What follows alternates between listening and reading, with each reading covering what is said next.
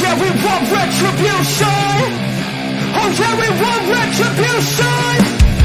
Oh yeah, we want retribution. Yeah, we ran out of patience. Boil up with the cold hard hatred. I can feel the vibration. Beat in the streets, it's a new sensation. I wanna break faces on the pavement. I wanna make greatness look complacent. Adrenaline awakened, I can taste it. We can make an impact, grab it, then take it. Like a disease, bring them to their knees. No pain for their disease.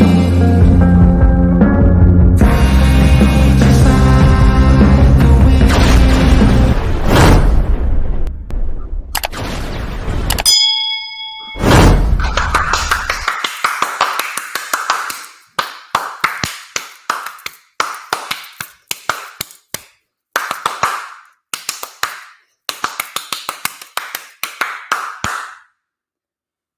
The month of July has absolutely sucked hippopotamus ballsack.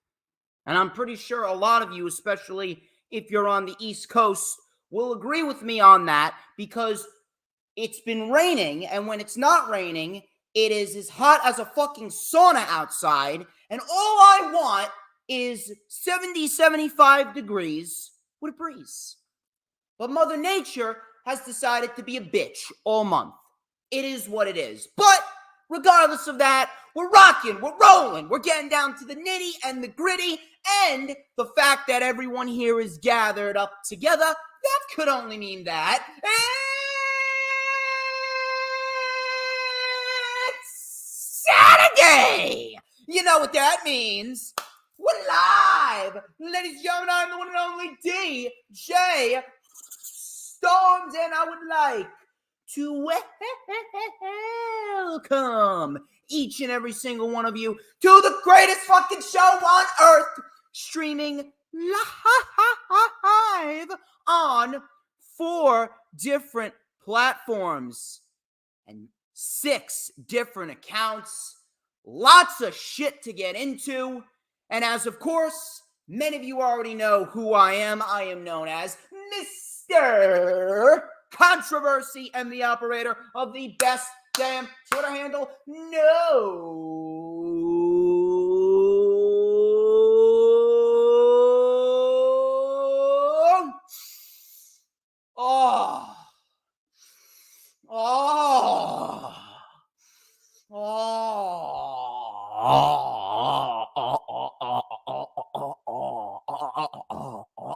Shit. Do you smell that? Do you know what that is? It is so succulent.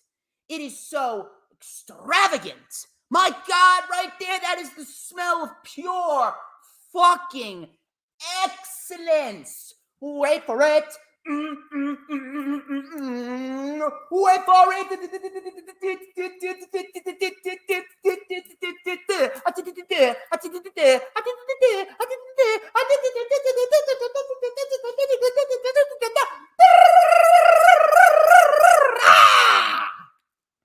Two-man kind.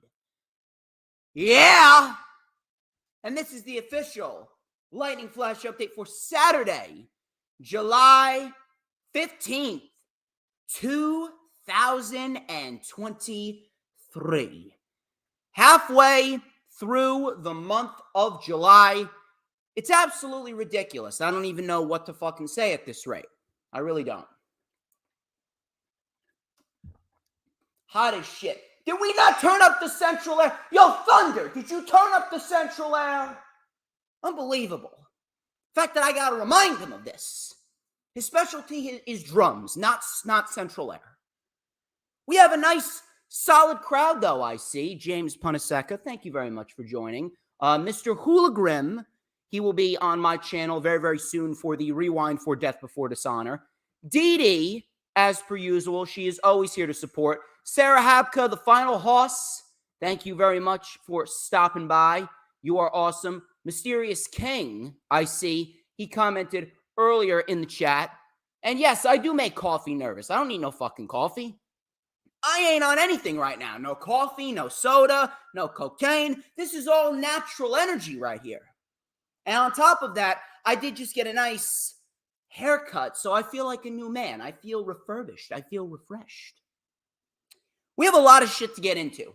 A lot of shit to get into, including the date of WWE's next show in Saudi Arabia.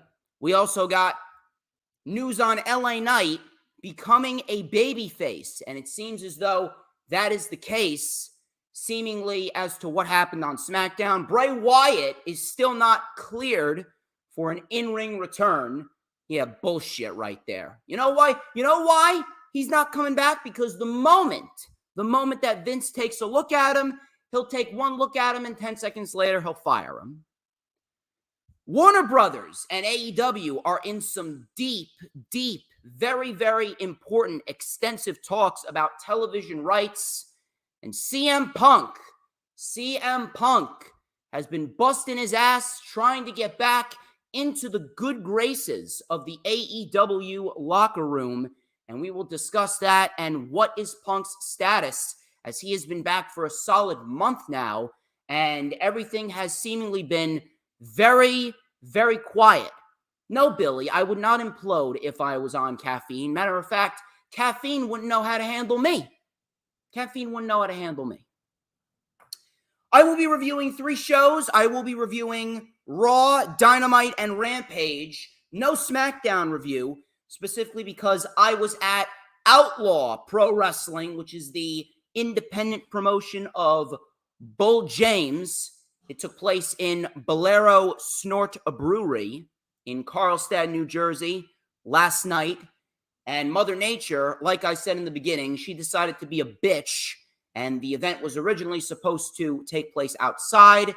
That didn't happen, and it was in the back of the brewery, and it was as hot as a rhino's asshole.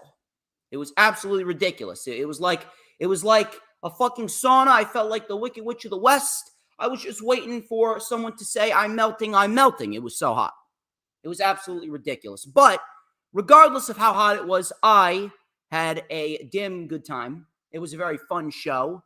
Not the best, not meant to be taken all too seriously, but it was a very fun show in the end. Headlined by Channing Thomas. Never really heard of him until last night. He took on Crowbar in the main event, and it went 20 minutes. It was absolutely fantastic. As expected, Crowbar is an absolute machine.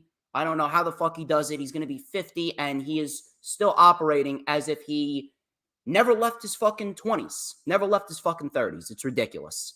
On top of that, we also had a tag team tournament to crown the new Outlaw Pro Wrestling Tag Team Champions. We had some new tag teams make their debut, at least in my eyes, including the Slime Balls, which I was very, very impressed with. They defeated the Birds of the Sun. The Audacity, they defeated the Ace of Space Academy, that being LSG and MSG. And Sonny Kiss was there.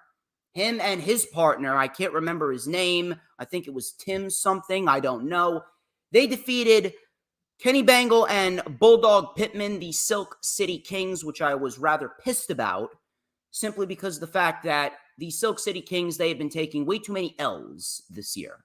Silk City Kings, matter of fact, they would be a great asset to any tag team division across any promotion, whether it be Impact, MLW, Ring of Honor, AEW, WWE. And the fact that they're taking all these losses, it just doesn't sit well with me. They're a great fucking tag team. They're a fantastic tag team. I really do hope they get their just due.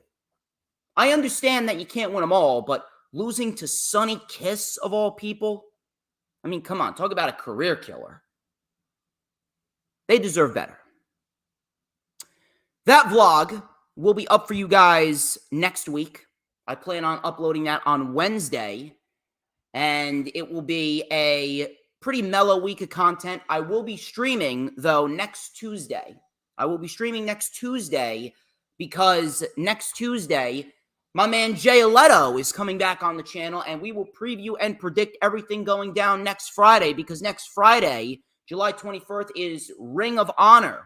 Ring of Honor, Death Before Dishonor, and the unfortunate news of Mark Briscoe suffering a knee injury. He will not be challenging Claudio for the Ring of Honor World Championship, which is rather disappointing. I wish him a speedy recovery. I'm not really sure who Claudio is going to face, but if you ask me, I would say that either Hangman Page or Kota Ibushi would be a perfect opponent for Claudio at Ring of Honor, Death Before Dishonor, and I do not see Claudio losing that championship unless it's to either Mark Briscoe or Eddie Kingston. Please make sure, if you guys haven't already done so, please make sure that you follow me on Twitter and Instagram at HistoryMakerDJS. Once again, that is at HistoryMakerDJS on Twitter. I actually have a poll. A poll is up on Twitter, and it is to decide what the next song that me and JB Thunder are going to cover. The choices are The Final Countdown, Cult of Personality, Come On Feel the Noise, and Carry On Wayward Son. And so far, The Final Countdown is winning, and you only have 2 more days to vote. So, guys, if you have a Twitter and you haven't gone on Twitter to vote, go to my Twitter, at HistoryMakerDJS. It's pinned to my profile. Take the vote, and we will get right on it. We will get to work as soon as the poll ends, and that will be the song that we will be covering next. Also, please make sure, if you have not already done so, please make sure that you check out our cover of The Trooper by Iron Maiden. JV Thunder did a cover of The Trooper by Iron Maiden, and that is currently up on the channel right now. That is actually over 130 views. Excellent stuff. You guys are great, coming in clutch, making sure that that video receives a lot of love. Although it was not my favorite performance because I did not know all the lyrics, I was very, very happy to know that the people are satisfied with it. Hooligram, if you want Come On Feel the Noise, you gotta vote. Gotta vote, man. Go to my Twitter and vote. Also, please go and check out my vlog for ISPW Stars, Stripes, and Slams. That took place on July 7th, last Friday. And ISPW Stars, Stripes, and Slams was a very, very fun event, to say the least. And Stars, Stripes, and Slams, that was headlined by Mr. Richard Holiday. Richard Holiday overcoming cancer, returning from battling lymphoma, and he became the new ISPW World Heavyweight Champion by beating Crowbar, Leo Sparrow, and Bull James all in the same night. He sold me tenfold. He is absolutely phenomenal at what he does, and I was very, very happy with his performance. So if you guys want to go and check that out, please go and check that out as we speak. You will not regret it whatsoever. You are going to find it very, very, very entertaining, to say the least. Also, you can add me on Facebook as well for collaborations and business inquiries. Please send me an email. StormsTakeOver@gmail.com is, of course, my email. Please make sure that you like the official DJ Storms business page, and I may just send you an invite to join the official DJ Storms Posse group on Facebook. That is, all those links are in the description. Thank you very much, Mysterious King, for stopping on by. Always great to see new supporters here. Very nice to meet you. I think Dee Dee's telling me your name is Duke. Hello, my name is DJ Storms. I am the greatest man that ever lived. Please make sure, if you haven't already done so, please make sure that you like the stream, people. Like the stream. Like the stream on all platforms, social media, no matter where you're watching it from, whether it be my Twitter, Hardcore Sports Twitter, Hardcore Sports Twitch, my YouTube, Hardcore Sports YouTube, or the DJ Storms Posse Facebook group. And share it out on all platforms, social media as well. Twitter, Instagram, Facebook, Pinterest, Tumblr, Snapchat, and TikTok. Again, whatever social media platforms that you use, share it out.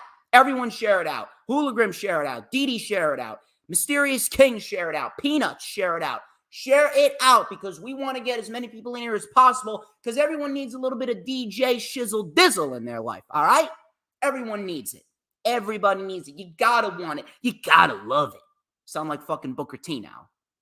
Please make sure that you hit the subscribe button. Whether you're watching on my channel or the Hardcore Sports channel, we are over 750 subs on the Hardcore Sports channel, and we are looking to gain even more, all the way up to 1,000. And me, I am on the road to 2,200, so please subscribe to my channel if you haven't already done so, and subscribe to the Hardcore Sports channel, which we are currently live on right now. Go like the stream over at the Hardcore Sports YouTube channel as well.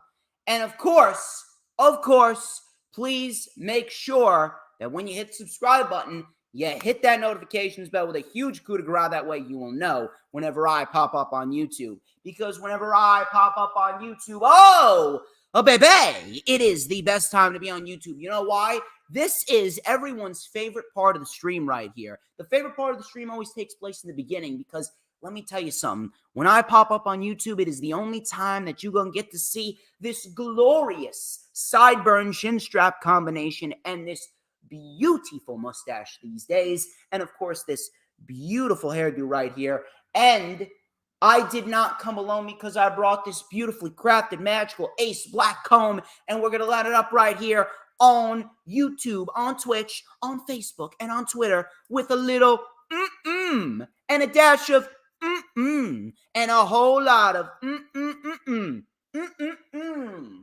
because like a slice of margarita pizza, like a fresh hot chicken sandwich out of the oven with some lettuce and some mayo and some Monterey Jack and some Colby Jack and some pepper jack, a lot of jacks. I am just so good. I'm the tastiest snack in the IWC, and everyone wants a piece of the Storm's Meister. And you're right, Mr. Puntaseca. It is very, very hard for me to be humble because I am just so fucking scintillating. I'm telling you. It's great, isn't it? Anyway, enough of the self-brand promotion and the advertisements. Why don't we get straight into the news, rumors, and reports, shall we?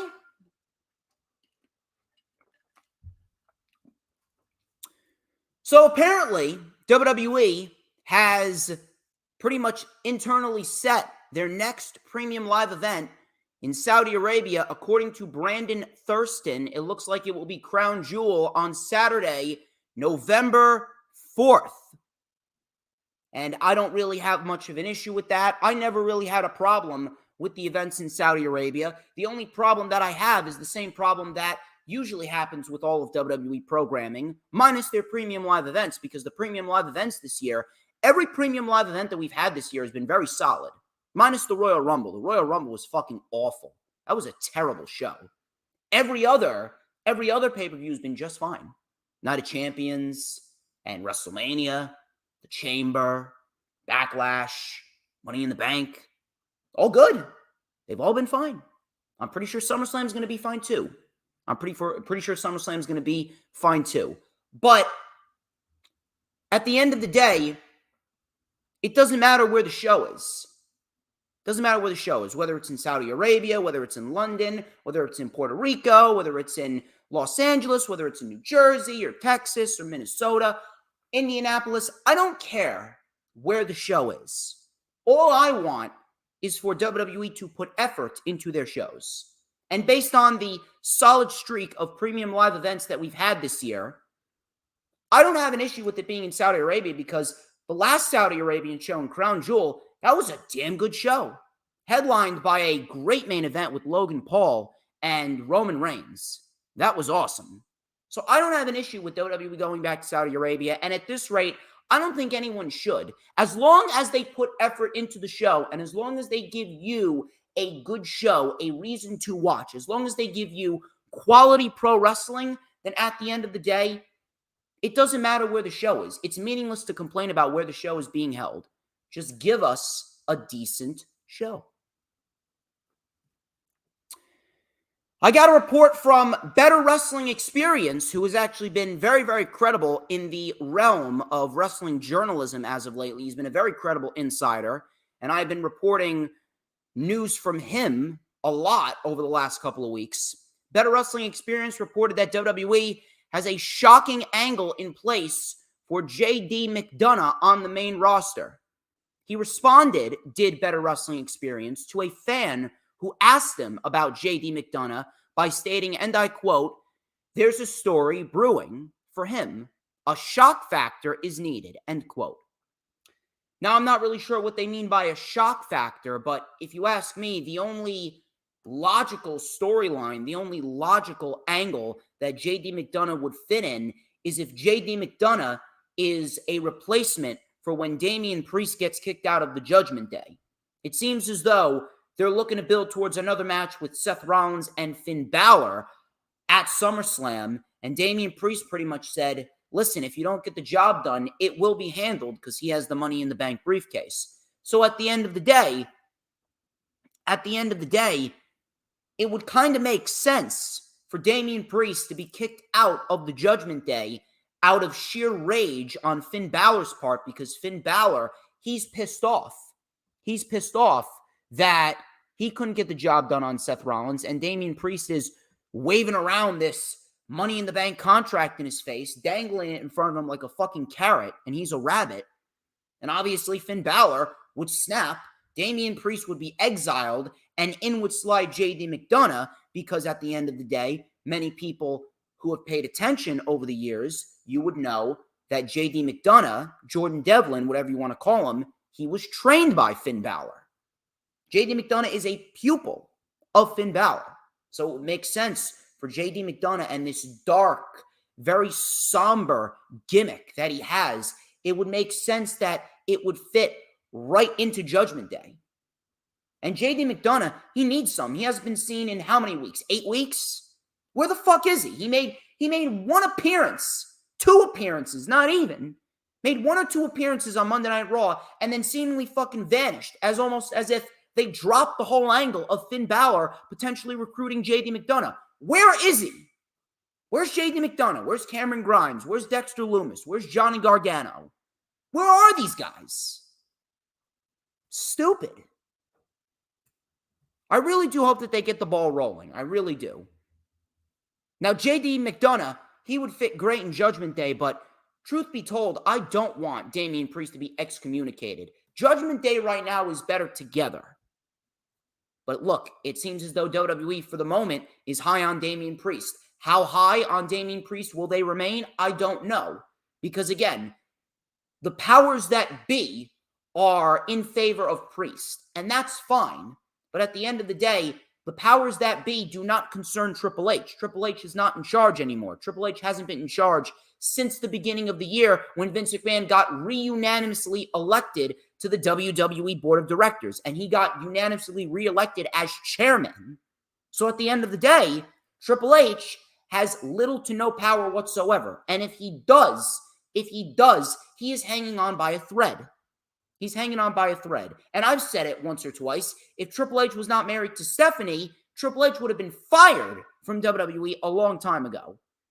Not in terms of a wrestling aspect. He probably would have closed out his wrestling career on top. He probably would have become a multi-time world champion. But in terms of a backstage executive, a backstage personnel, correspondent, a creative writer, a creative booker, head of creative, COO, he would have been fired a long time ago. Why? Because he went against Vince. They got to do something with JD McDonough. He is way too fucking good. Matter of fact, I would even go so far as to say that JD McDonough is actually better than Finn Balor. We need to do a lot more with JD McDonough. He is way too good to just sit in the back and waste away.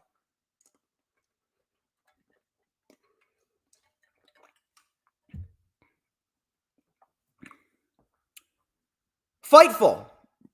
Fightful was in the news a little bit this week, and they reported a couple of reports, including a report from AEW's side of the fence. According to Fightful Select, they reported that there are plans for AEW to do a Swerve Strickland versus Keith Lee match at some point. Now, I don't have an issue with seeing a Keith Lee versus Swerve Strickland match. I really don't. I don't have an issue with that whatsoever.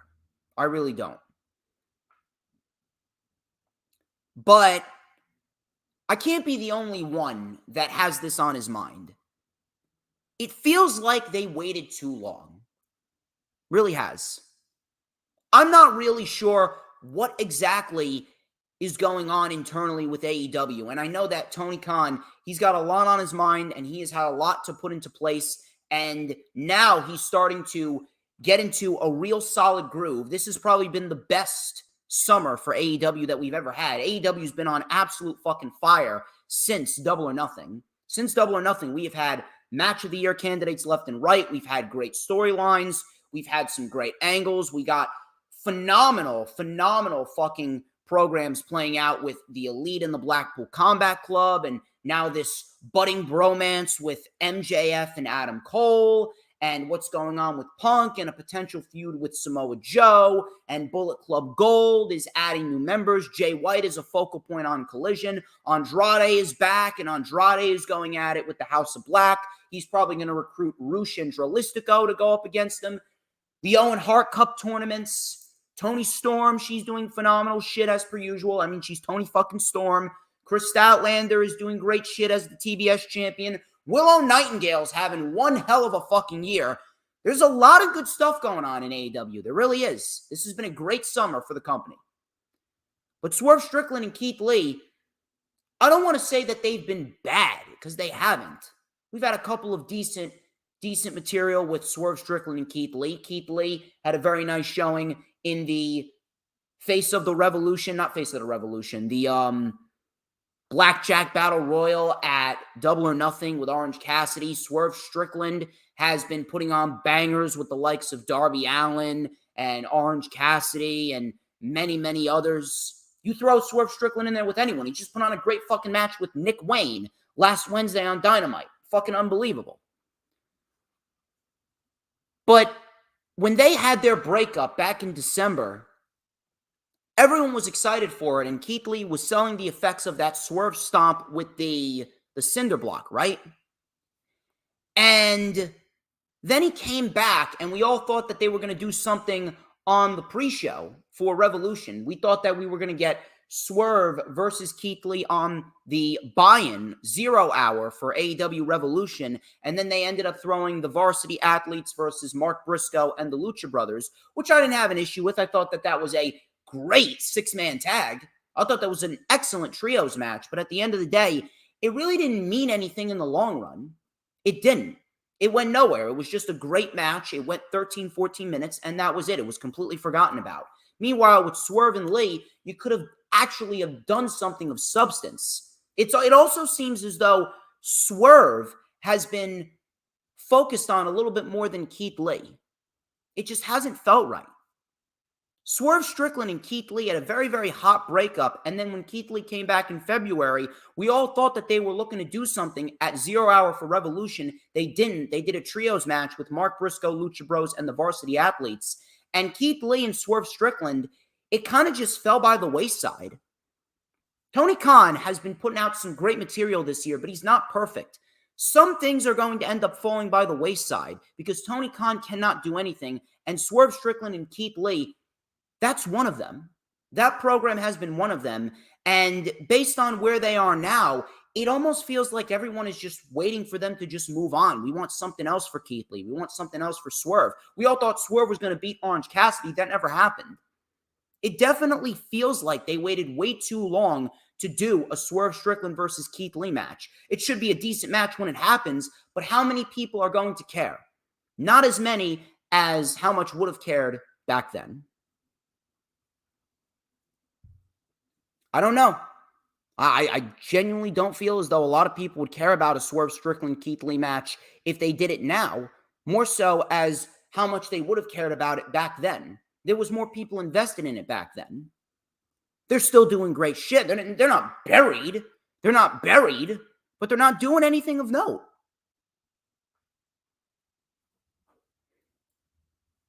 Better Wrestling Experience. Let's cycle back to him. Better Wrestling Experience, he reported that WWE is set to turn LA Knight into a babyface because they have no choice. At least that is what he hinted towards. However, he did not represent those words, and I quote word for word. He did not report it in those exact words whatsoever, but he did insinuate that based on the large, and I mean the large amount of support that LA Knight has been receiving from the fans, they cannot keep him a heel, and they have to turn him babyface. And based on what some people were saying last night for SmackDown, while I was at Outlaw, it seems as though they are pushing LA Knight more towards the babyface realm. And I don't have an issue with that. Matter of fact, LA Knight can play both sides of the spectrum. He can be a great heel, and he can be a great babyface. You don't need to have him go out there and insult the crowd at any given moment, but he also doesn't need to suck the crowd's dick off. He just needs to be himself. And the crazy part about it is he hasn't done anything of note. All he's done is put on a couple of decent matches with Rey Mysterio and Butch and just be charismatic. That's all he's done. And based on what happened last night on SmackDown, it really does seem as though WWE is going to do the right thing. At least I hope. At least I hope. LA Knight right now is in the same exact boat that Sami Zayn was in back at the end of 2022, beginning of 2023. LA Knight right now is at the top of his game. He may be the most over, the most popular superstar in the entire WWE. Regardless of who he may emulate or what vibes he may give off. I'm talking to you, Kevin Nash, you fucking old geezer. Kevin Nash trying to start shit saying that, oh, LA Knight is a ripoff of The Rock. Newsflash, you old bastard. Nothing is original nowadays. Big Bill is pretty much a carbon copy of what you were back in the day in the late 90s. So shut the fuck up. It's unbelievable. But LA Knight is a babyface. I have absolutely no issue with that whatsoever. Matter of fact, I'm wondering what took them so long. LA Knight is a perfect babyface to put up against Austin Theory. Austin Theory will get legit heel heat, and LA Knight taking the United States Championship and doing the same thing that Gunther has been doing with the Intercontinental Championship. It will do wonders. It will do absolute wonders for the championship, and it will do wonders for LA Knight. LA Knight, he was bred for that United States Championship. Same thing with the Intercontinental Championship. Both of those titles fucking bred for LA Knight. So now we got a Fatal 4-Way next week. LA Knight is in the Fatal 4-Way. Santos Escobar apparently won his Fatal 4-Way last night, which I don't have an issue with. I'm actually glad that Escobar won. Why? Because we're getting new blood in the spotlight. So we get Escobar versus LA Knight. That's going to be a great match. LA Knight wins, and then LA Knight goes up against Austin Theory. I have no issue with that whatsoever. I think that would be perfect.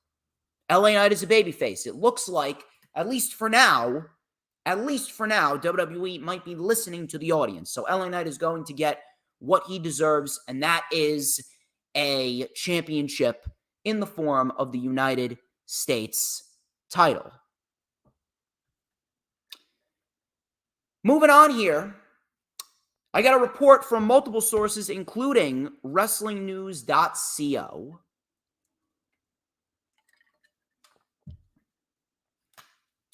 Brian Pillman Jr., he was removed from the AEW roster page this week as his AEW contract expired.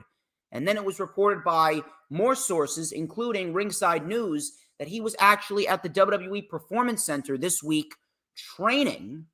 So AEW, they let Brian Pillman Jr. go. Now, I didn't mind Brian Pillman Jr.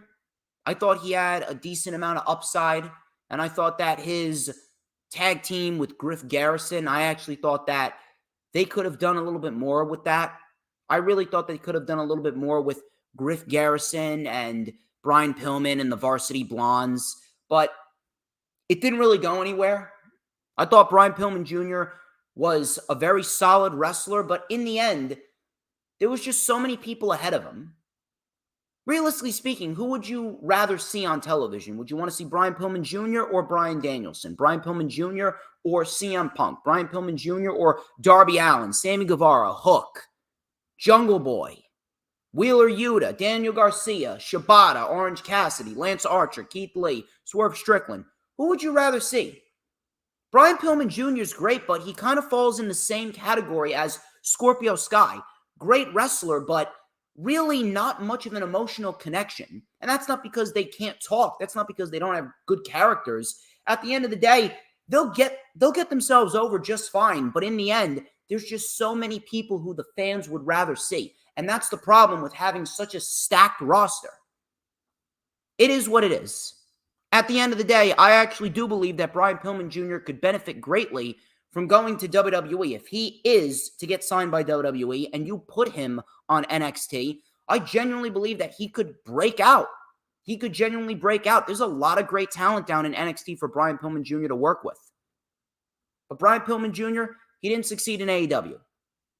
He didn't succeed in AEW because there was just too many people ahead of him. Brian Pillman Jr. is great, but at the end of the day, much more people would rather see a Keith Lee, a CM Punk, a Kenny Omega, a Chris Jericho, an Adam Cole, an MJF, Darby, Sammy, Jungle Boy, Yuta, Garcia, Orange Cassidy, you name it.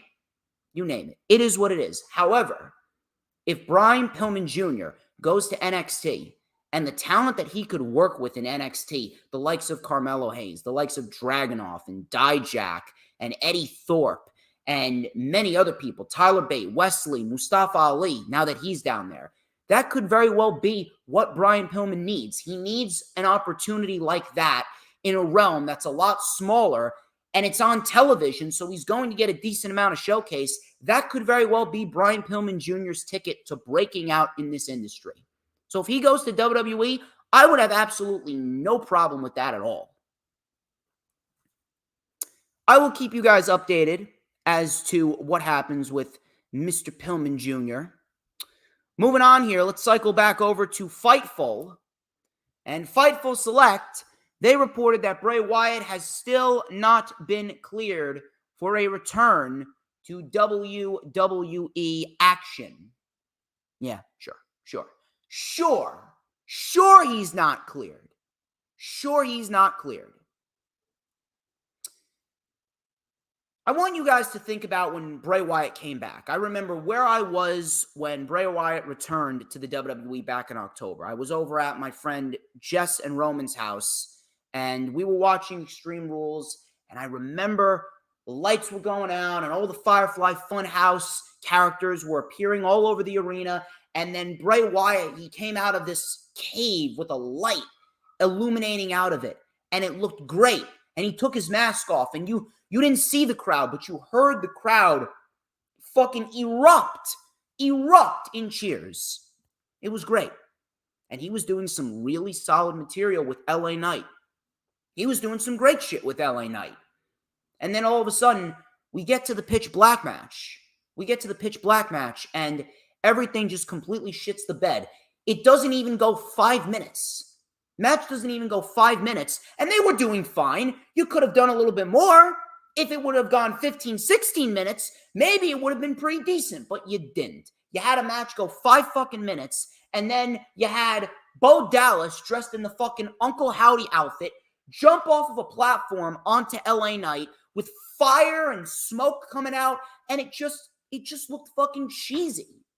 It looked completely fucking cheesy. This supernatural gimmick and this Firefly Funhouse shit, it does not work. And you cannot tell me at all that what Bray Wyatt was doing following the Royal Rumble, he had any creative control over. Bray Wyatt did not have a single lick of a say in what he was doing following the Rumble. That was all Vince McMahon. It was Vince that wanted him to go and fight Bobby Lashley at WrestleMania.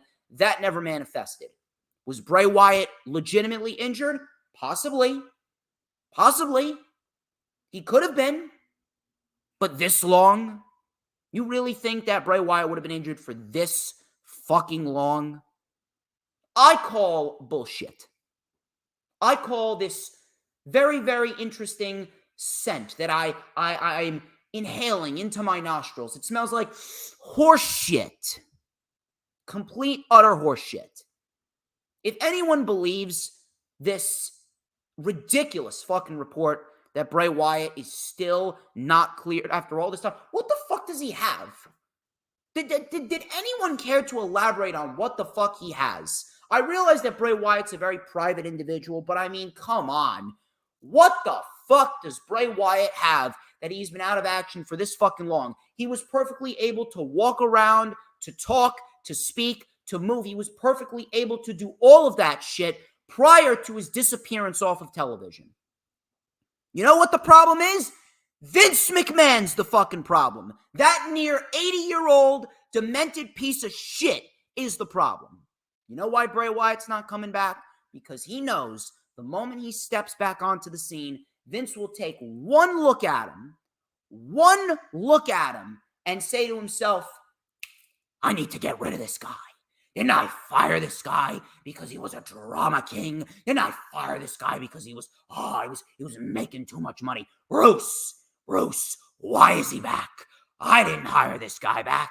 This guy is gone. I'm sorry, pal, but budget cuts are a thing. It's not you, it's me. It's exactly what would happen. Bray Wyatt is trying to ride this shit out for as much as he can because he's pretty much on the fucking payroll and he's getting paid to do nothing. He's essentially getting paid to do fucking nothing. Bray Wyatt is not doing anything. Why? Because he knows that if he steps back onto the scene, Vince will look at him and he will conjure up a plan to get rid of him immediately. Bray Wyatt knows that if Vince doesn't get rid of him, Vince would do everything in his power to ruin Bray Wyatt. It's unbelievable. It's absolutely unbelievable. I have to sit here and I have to read these reports about Bray Wyatt still not being medically cleared. Meanwhile, we don't know what he's had. We don't know what's been keeping him out for this long. And the answer is staring everyone right in the face, but people are too scared to even touch that topic. Vince McMahon is the entire reason that Bray Wyatt has been out for the last 5 months. Bray Wyatt has not been seen since mid-February, ever since the program with Bobby Lashley began, and then it never manifested into anything. Bray Wyatt knows that Vince McMahon will conjure up a plan to get rid of him. And if Vince doesn't get rid of him, he will bring back the Firefly Funhouse shit and ruin Bray Wyatt and bury his character even more when all we want is for Bray Wyatt to go out there and put on the great matches that we all know he can put on, like he has in the past with many of the top stars that you see in wrestling today. I'll do you one better right here. The Undertaker, Mark Calloway, The Undertaker, even chimed in on the Bray Wyatt conversation during an interview with Metro, and he stated where his character should go. Undertaker stated, and I quote, "They need to back Bray's character up to the original character. Get away from. They've kind of got themselves booked into a situation where it's kind of difficult for him to have matches. I think the original Wyatt family Bray, that's the money." Holy shit, The Undertaker. I'm telling you, The Undertaker, it's like The Undertaker should be a member of WWE Creative. Holy fuck. Why is it that we need to hear this from The Undertaker? I mean, Vince listens to The Undertaker, right? Why, hey, Mark Calloway, if you're listening, can you pay Vince a visit over there up in Titan Tower or over in Stamford, Connecticut? Can you go pay Vince McMahon a visit at WWE HQ and say, hey, boss, hey, Vincent Kennedy McMahon, bring Bray Wyatt back to the original Wyatt family gimmick. That's all we fucking need. You have all the resources to do that. Bray Wyatt, Braun Strowman when he gets cleared, and then bring back Eric Redbeard, bring back Eric Rowan. You have all the resources to do so. It's either that or Bray Wyatt goes to AEW and becomes the new Exalted One of the Dark Order in tribute to Brody Lee. Listen, I understand that Bray Wyatt, it's going to be hard for him to do it because Brody's not around and he's not on this planet anymore. But at the end of the day, Bray Wyatt's going to have to realize that or going to AEW and being the new leader of the Dark Order, those are legitimately the only two ways for him to save his career. That's it. I'm sorry. Those are legit the only two ways for Bray Wyatt to save his career. Other than that, I don't care. I don't care what happens to Bray Wyatt. I feel sorry for him. I really do feel sorry for him. I do. Guys, is perhaps the biggest creative flop in pro wrestling's history. A guy that could have been the next Undertaker, and they fucked this guy up beyond repair. They fucked him up beyond imagination. I don't even have the fucking words in my language to describe how badly they fucked up Bray Wyatt. I have conversations with my dad over this shit, and he has even said to himself that he does not keep up with wrestling as much as I keep up with wrestling. He doesn't keep up with wrestling as much as he used to because of the Bray Wyatt character originally getting fucked over. Vince McMahon fucking up the Eater of Worlds Bray Wyatt, that was my dad's out. He had enough. He's a casual. I'm his eyes and ears when it comes to pro wrestling.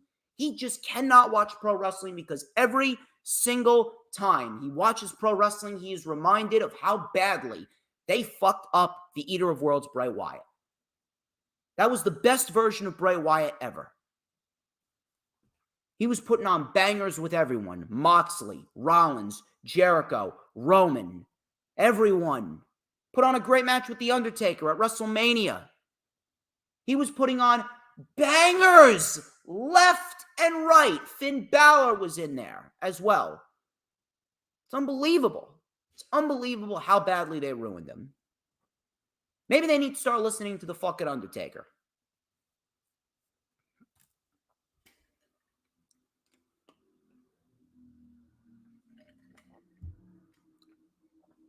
Fightful. Fightful again. Fightful, they reported that Warner Brothers Discovery has been in extensive talks with AEW over television rights. Warner Brothers Discovery sources told Fightful that they have been very happy with AEW and their flexibility with adding/subtracting shows while providing different kinds of content and working around preemptions and network changes. Now, that right there is just another cherry on top of the cake that tells you that AEW is not going anywhere. AEW is not going anywhere. AEW right now is in the best place that it could possibly be. It doesn't matter what the ratings are for Dynamite. It doesn't matter where the ratings are for Rampage or Collision. Warner Brothers Discovery is incredibly happy with AEW, and that is all that matters. That's all that matters. AEW is here to stay. They're going to stay on cable television for as long as Warner Brothers Discovery wants them. And clearly, based on the reports that we've been reading, Warner Brothers Discovery is very happy with the company, and the company is going to flourish for years to come. Now, the site also reported, did Fightful, they reported that there are several banned things in AEW now as the company is adopting a new health and safety protocol. Meltzer actually chimed in on this and said that most of these banned things, like apron pile drivers and 450s and Phoenix splashes, most of these things are still legal. They're not banned, but they will be moderated. Like bleeding and spitting and shit like that, whatever it may be, they will be moderated.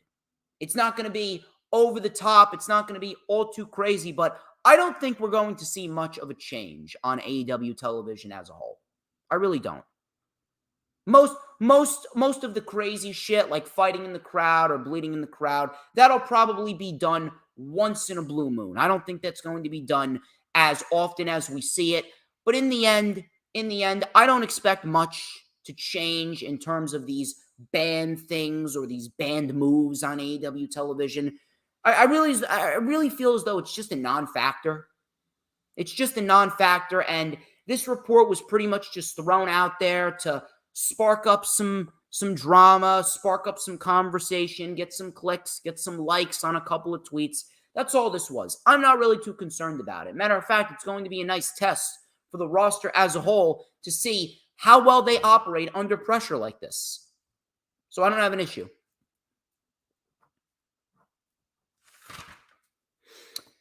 PW Insider, they reported that there was an argument following Raw backstage involving members of the main event, that being the Judgment Day, Kevin Owens, Sami Zayn, and Seth Rollins. The brunt of the issue was how the match went, and apparently some of the spots did not go as initially planned and were rather clunky.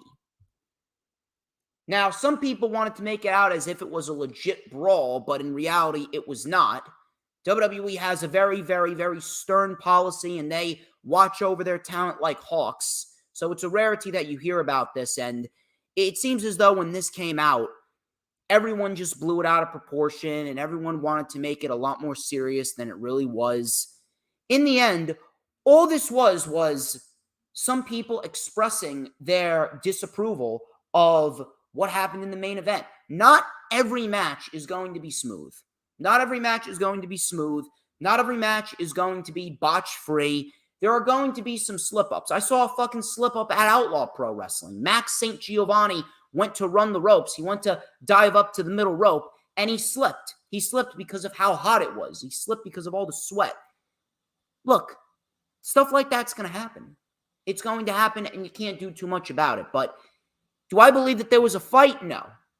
This report is being overhyped a lot more than what it really was. It was probably just a little verbal argument. They probably talked some shit out, but did things get physical? I do not believe that whatsoever. I do not believe that whatsoever. So I genuinely do think that a lot of people need to tone it down when it comes to these reports, and they need to relax and not try and make shit out to be a lot more serious than it really was. So that was that. I don't really look at as much of anything. This, however, I do look at as something big, and that is CM Punk. According to PW Torch, CM Punk, Phil Brooks, he is taking his role as the locker room leader very, very seriously and is incentivized. Is that how you say it? Incentivized? Yeah, it is. Incentivized to repair his damaged reputation, quote unquote.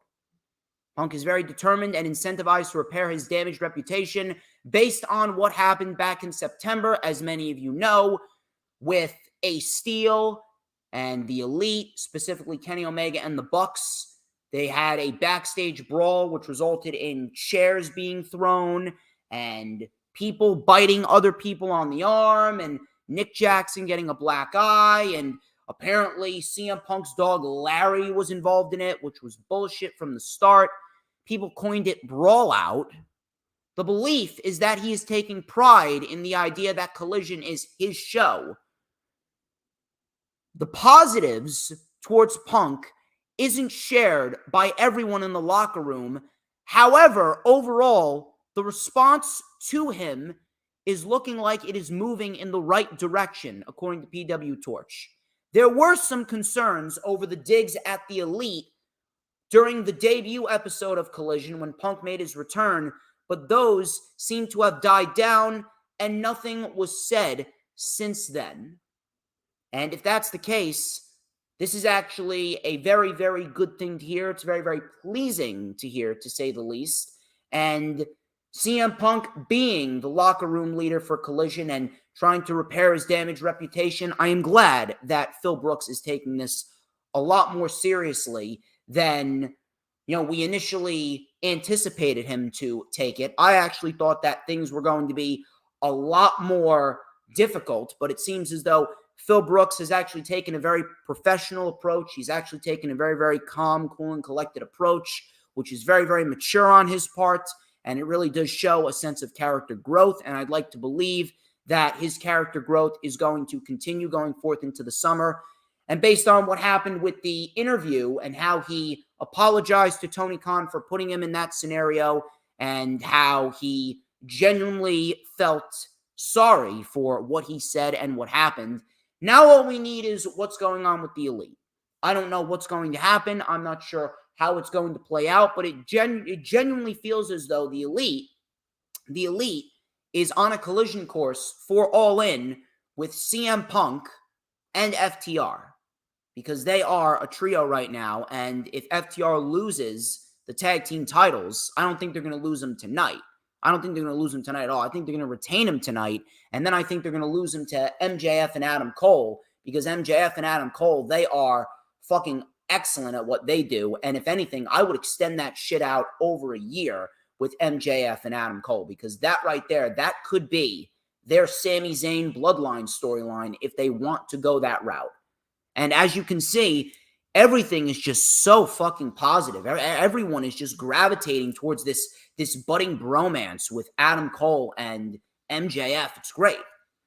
So if FTR loses the tag team titles to MJF and Adam Cole, we could be on the verge of seeing FTR freed up to team with CM Punk to take on the Elite at All In.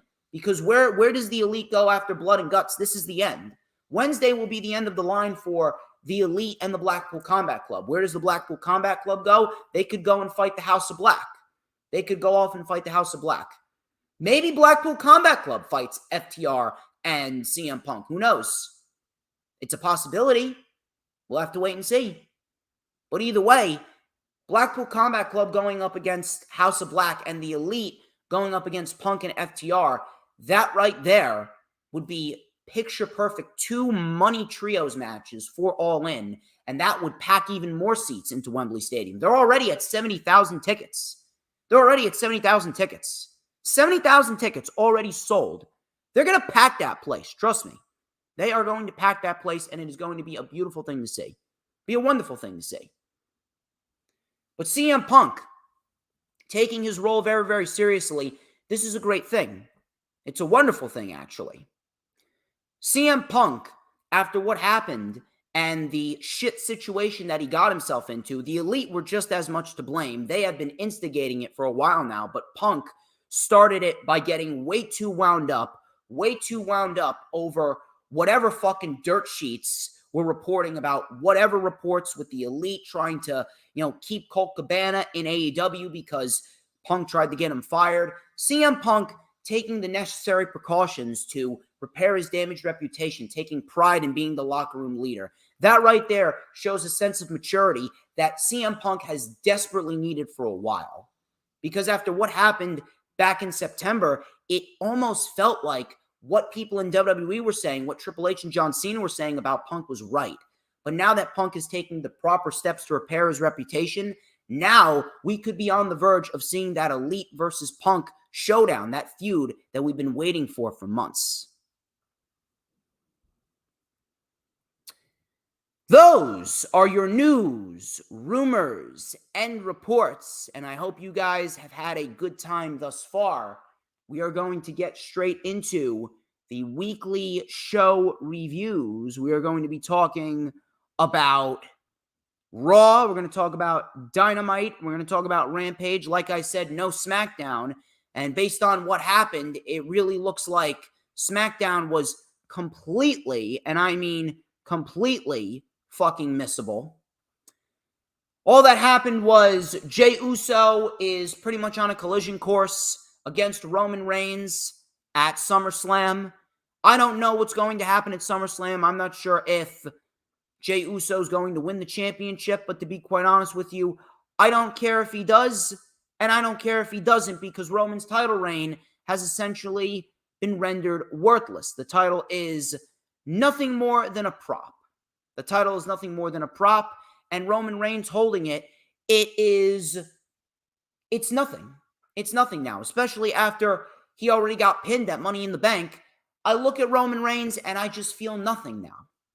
Just like everything else that WWE fucks up, they fucked up Roman Reigns and his title reign. Should have lost it at WrestleMania, and he should have gone forth with the Bloodline storyline going into the summer without the championship, but they didn't do it. They didn't do it. Why? Because Vince McMahon didn't want to do it. And when Vince McMahon wants to do something, 99.9999999% of the time, it doesn't make sense. Because Vince McMahon and common sense, it does not go into the same sentence. So I don't care what happens. For all we know, Jey Uso could end up winning the title, and Damian Priest could swoop in and cash in his Money in the Bank briefcase and become the new Undisputed Champion. For all we know, Solo Sikoa could end up costing Jey Uso, and maybe we get that match at Payback.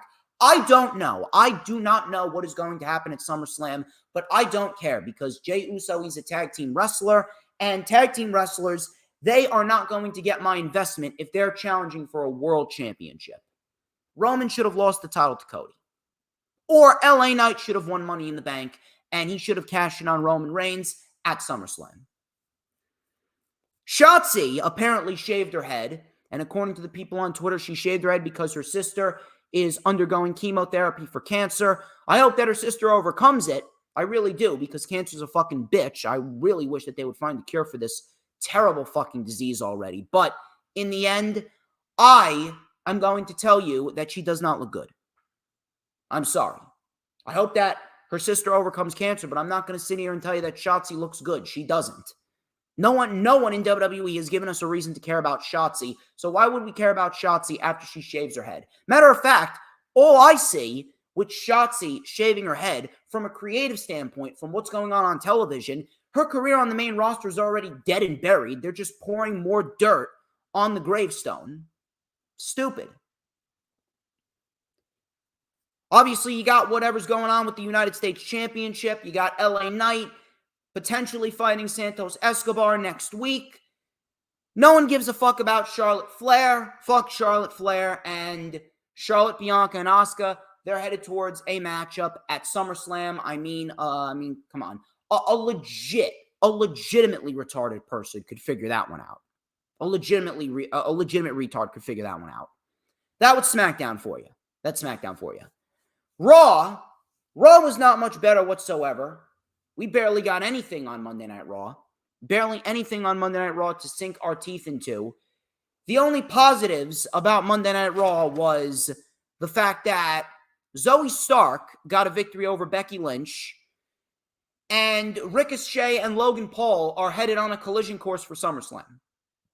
Those are the only two positives about Monday Night Raw. Zoe Stark and Ricochet and Logan Paul. Balor came out to kick off the show. He talked about things going down at Money in the Bank, and it just wasn't sitting well with him, and his issues with Rollins were far from over, and they weren't put to rest because of Damian Priest. Rhea Ripley and Dominic Mysterio then came out.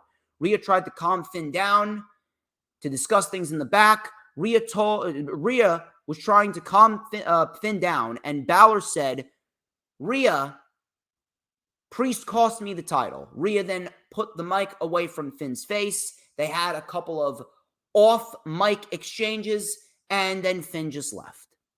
Finn left. So then afterwards, Rollins came out, and Dom was very, very pissed. Dom was saying, no, cut his music.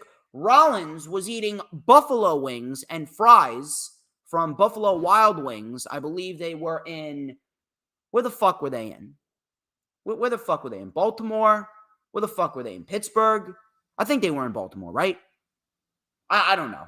Either way, who the fuck cares? He's eating Buffalo Wild Wings and fucking potato wedges, and food's falling out of his mouth, looking like a fucking 80s rock star. He did not look good. I really don't get the appeal of Rollins' drip. I really don't. So, having microwavable chicken wings and fries, and Dom promised to beat Seth. Rollins then laughed and promised to whip Dom's ass. You want to know what else I got from this? You want to know what else I got from this? Judgment Day and whatever's going on with Judgment Day is legitimately the only storyline on Monday Night Raw. But here's what I want to know.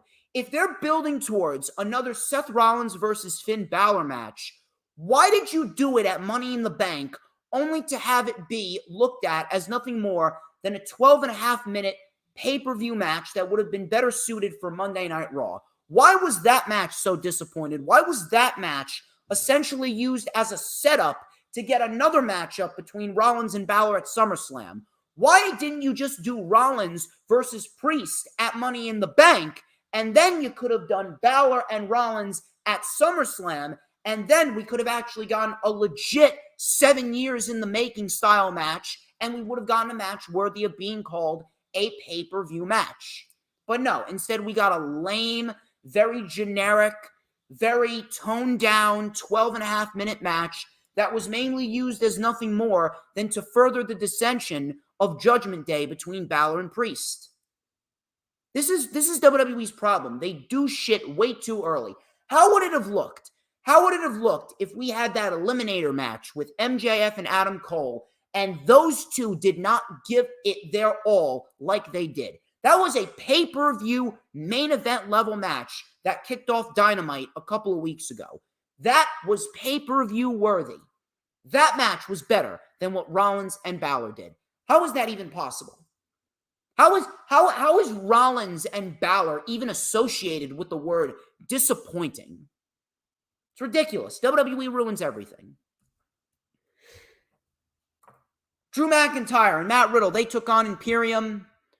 Riddle was isolated for the most part.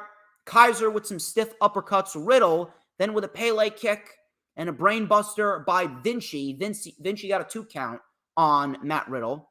Tag to Drew. He lit up Imperium. We had a belly-to-belly suplex to Vinci. Neckbreaker on Kaiser. Drew then eyed Gunther and powerbombed Ludwig Kaiser into the mat. Riddle then took out Gunther with a flying knee off the steps. Drew hit the Claymore on Vinci. And Matt Riddle locked in Kaiser with an ankle lock. And Drew pinned Vinci for the 1-2-3 victory. And that was pretty much that. Afterwards, Drew and Matt Riddle were celebrating their victory. And Imperium, they had a few words for Giovanni Vinci. And then they walked out on Giovanni Vinci. This actually has me rather concerned.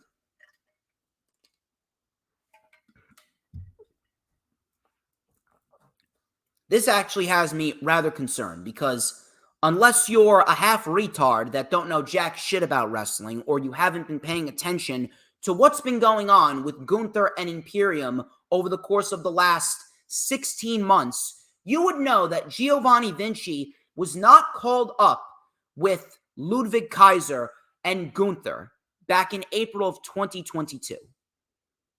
Ludwig Kaiser was nothing more than a mouthpiece. Kaiser was nothing more than a mouthpiece for Gunther, and he was nothing more than a beat-up guy. Whenever Kaiser would speak, he would be the mouthpiece for Gunther, and then whenever Gunther was set to have another program for the Intercontinental Championship, Gunther would sick Ludwig Kaiser on his opponents, and the opponents would beat Ludwig Kaiser before they got to Gunther. Kaiser was never going anywhere. They brought up Giovanni Vinci at Clash at the Castle. That was a month and a half after Vince McMahon retired. A month and a half after Vince McMahon retired, and it almost seemed as though they were getting ready to really amp it up a bit. They were getting ready to amp it up, and we were going to get a legit Imperium takeover on the main roster. It's unbelievable. It's almost like Vince McMahon was waiting in the wings. He was waiting in the wings for the right opportunity to strike like a cobra, and now he is striking down with his fury of lightning. The fury of thunder and lightning of Vince McMahon is being struck down upon Imperium. Giovanni Vinci was set to remain in NXT for a while. He was doing his own shit in NXT. He was doing his own shit as the Italian supermodel. And he was putting on great matches. He was putting on great matches with Apollo Crews and Carmelo Hayes and many other different people. He was. And then he got called up. And then we finally started to see his true potential. But ever since he got called up, all they had him do, and Ludwig Kaiser too, all they had them do was lose and lose and lose and lose and lose. And you know the report that came out last month about potential releases happening on July 1st, those releases never happened. The releases never happened, but just because they didn't happen doesn't mean that they won't happen in the future. I can see what Vince McMahon is doing, and it almost feels like Vince McMahon is setting up pieces for factions to break up, and he's putting one guy in a solo position, and we got one guy who was never meant to be a part of his main roster version of Imperium. We got other guys who haven't been seen on television, like a Dexter Lumis. Bronson Reed is now being paired up with The Miz again. It's almost as if Vince McMahon is laying the groundwork for people to start getting released. It's like people is laying the groundwork so that way he can pick people out I'm going to release that guy, and I'm going to release that guy. I would not be shocked if Giovanni Vinci is either sent back down to NXT or released. Would not surprise me at all. Really, I wouldn't. Guarantee you right now, Giovanni Vinci is either going to get sent back down to NXT, he's going to die a miserable death his career on the main roster, or he's going to get released. Why? Why are you breaking up all these factions? Why are you teasing breaking up Imperium? Why are you teasing breaking up the Judgment Day? Priest does not need to be on his own, not yet at least. Priest can still be in the Judgment Day and be Mr. Money in the Bank and or be a world champion. Vinci should still be in Imperium. And another thing, you break away Giovanni Vinci from Imperium, you're getting rid of another tag team. I guarantee you right now that Vince McMahon had Giovanni Vinci get injured for a month because he didn't want to put Giovanni Vinci in there with Kevin Owens and Sami Zayn for the tag team titles. They did Gunther and Kaiser versus Owens and Zayn for the tag team titles last month. Ridiculous. Seth Rollins versus Dominic Mysterio never happened. Rollins and Dominic Mysterio never happened, and we instead got a big attack by the Judgment Day, which led to Sami Zayn and Kevin Owens coming out to help Rollins, and we got ourselves a 6-man tag team match in the main event.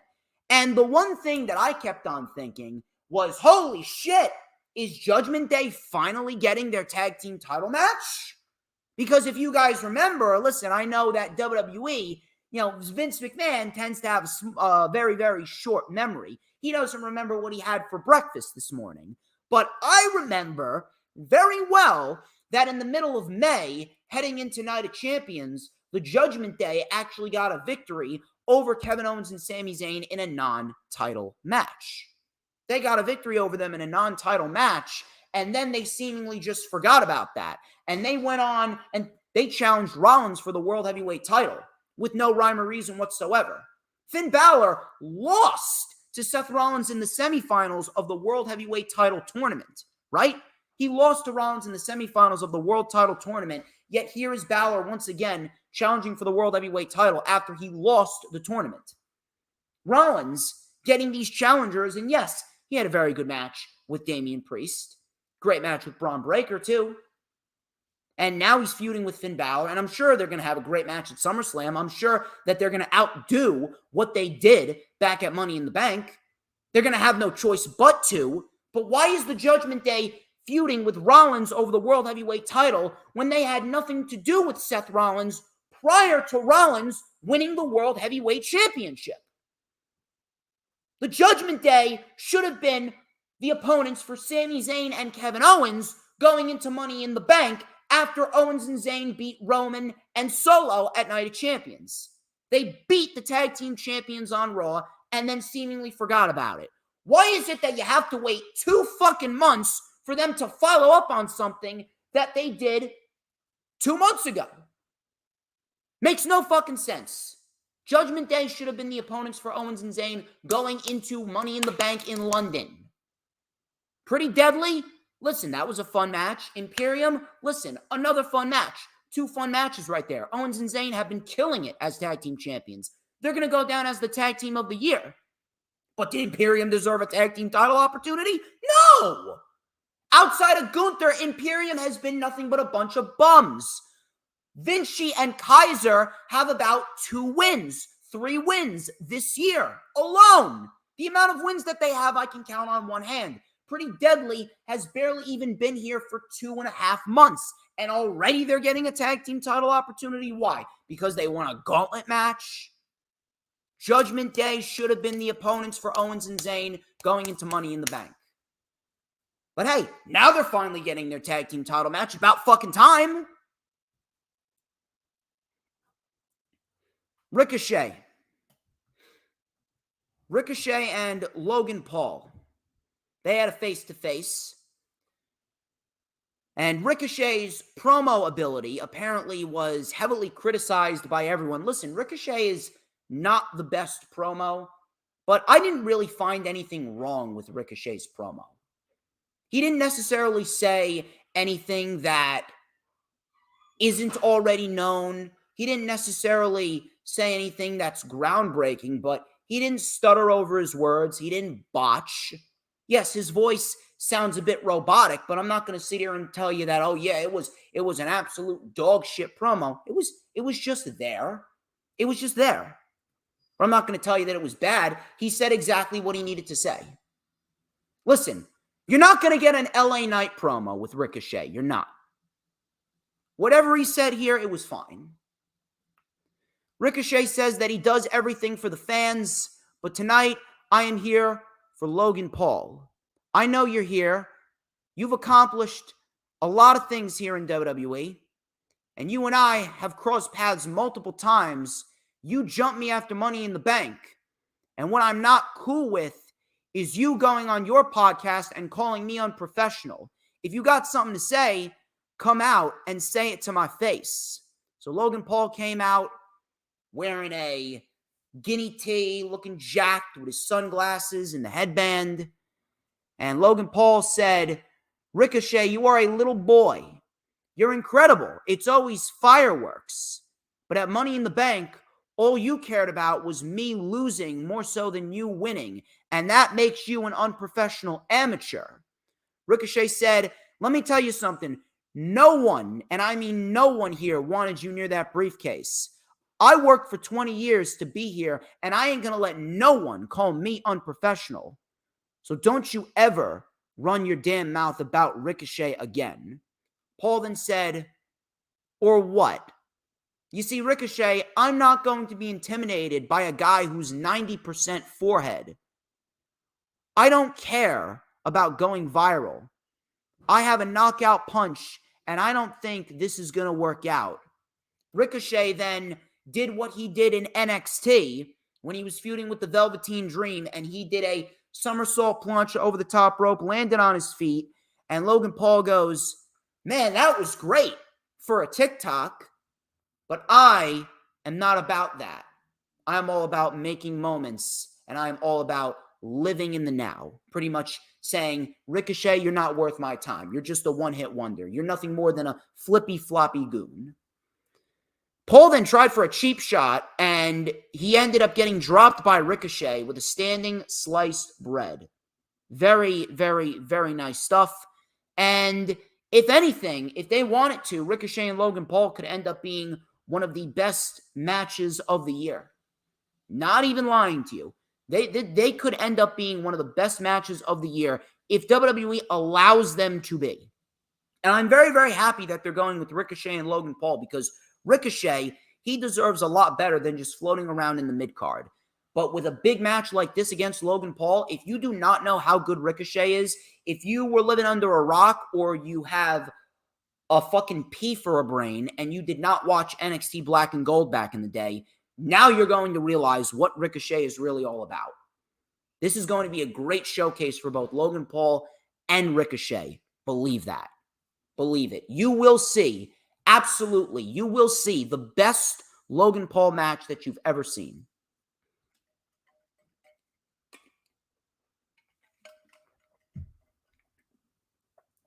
Zoe Stark, she took on Becky Lynch, and the crowd was pretty much half dead for this match.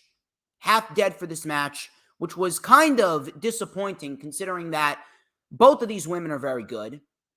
We had some swift back and forth between both women. We had a big springboard missile drop kick by Stark. Coming back from commercial, Becky fought back with a baseball slide drop kick and a pump handle exploder. Zoe, then with a lariat and a shining wizard, inside out senton for a 2. Becky with a reverse DDT, that got a 2. Stark with a nasty super kick, absolutely rocked Becky Lynch, which actually looked very nice. Zoe then tried to use the ropes for assistance. Becky then took out Trish, and Zoe Stark rolled up Becky for the win. And that was pretty much that. I'm happy for Zoe. I really am, but this shit's doing nothing. We got the Zoe versus Becky match. Zoe got the win, as she should, and I'm happy Zoe got the win. Now it's time that we move on. No more Trish, no more Becky. If we are going to put Becky Lynch in a major program, Give her Rhea Ripley. Rhea Ripley would be the perfect opponent for Becky Lynch, and vice versa. And a big victory over Becky would mean a lot for Rhea Ripley, because I don't see Rhea Ripley losing that championship anytime soon, nor should she. Zoe Stark, I don't know where Zoe Stark goes, but we need to get Trish Stratus off of television immediately. And Zoe Stark, we need to start developing some legit undercard storylines for women like Zoe Stark, women like Candice LeRae, women like Katana Chance and Kaden Carter, like Tegan Knox, like Mia Yim, because it's ridiculous how there is legitimately nothing is going on in the realm of women's wrestling in WWE. Nothing. Alpha Academy. They had the graduation ceremony of Maxine Dupree. Gable praised Maxine Dupree for her performance last week.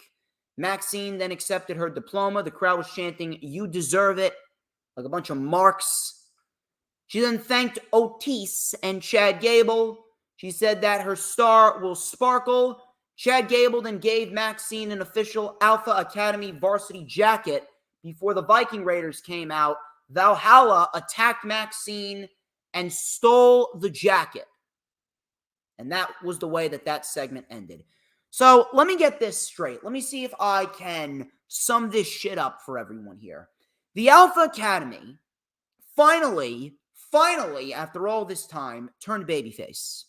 As they should have, because no one wants to boo Gable. Nobody wants to boo Otis. They're just too entertaining.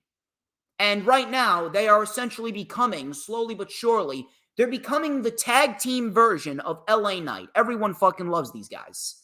They're so charismatic. They're so out there. They're just fucking fun. And they're getting themselves over. They're getting themselves over. The crowd is doing the thank you with them. And the shoosh, they're doing the whole shtick with them.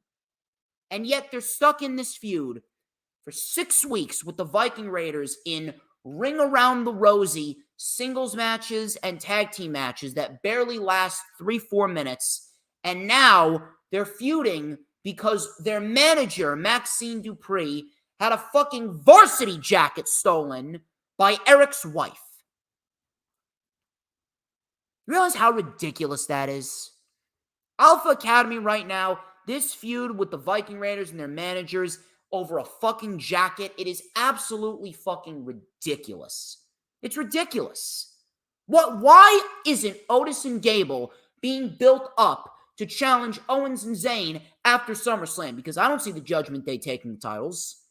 The Judgment Day are going to lose, and that, combined with Finn Balor losing, that's going to be enough to get Finn Balor to snap, and he's going to exile Damian Priest and insert JD McDonough. So why do we not have the Alpha Academy being built up to fight Owens and Zayn? If anything, I would have the Alpha Academy beat Owens and Zayn for the tag team titles when the time is right. Alpha Academy deserve better.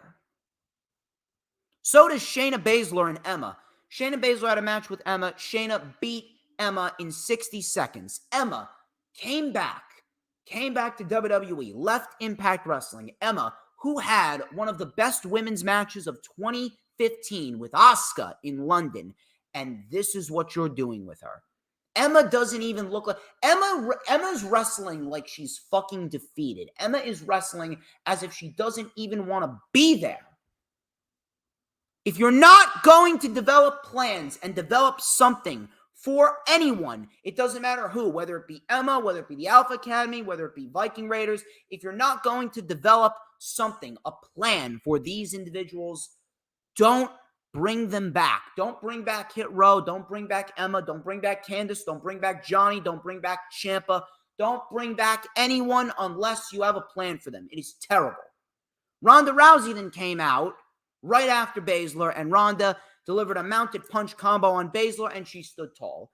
We're getting this match at SummerSlam. I don't give a fuck. I would have Shayna Baszler squash Ronda. I would have Shayna Baszler squash Ronda Rousey. Cody Rhodes. Everyone's favorite Cody Rhodes coming out to address the crowd, and the crowd hyped up as ever, singing his song, Adrenaline, in my soul. Oh! He goes, so, Buffalo, what do you guys want to talk about? I would like to talk about where the fuck has your momentum gone? Because he brought that up, and he pretty much delivered a shoot. He praised the audience. The crowd was chanting his name. He then talked about his momentum being a bit shaky, a bit cagey. Every crowd is loud and every city is sold out. That doesn't mean shit, Cody. You know what happened? Your momentum was ruined when you lost to Roman at WrestleMania. You should have won the championship, but you didn't because of Vince McMahon. He said, my momentum in the ring is a bit shaky. The mountain in front of me I must go through is Brock Lesnar. Now, Brock isn't here tonight, but he will be here next week. Everyone has a Brock Lesnar. Fear of heights, student debt, anxiety, all of them represent Brock Lesnar. And you know, I have a Brock Lesnar too. It's Vince McMahon. That's my Brock Lesnar. But he just won't seem to fucking go away. He just won't croak. The motherfucker just won't die. He won't. Motherfucker's gonna outlive me. When I'm in the grave, Vince McMahon's gonna be 200 years old, still walking among us.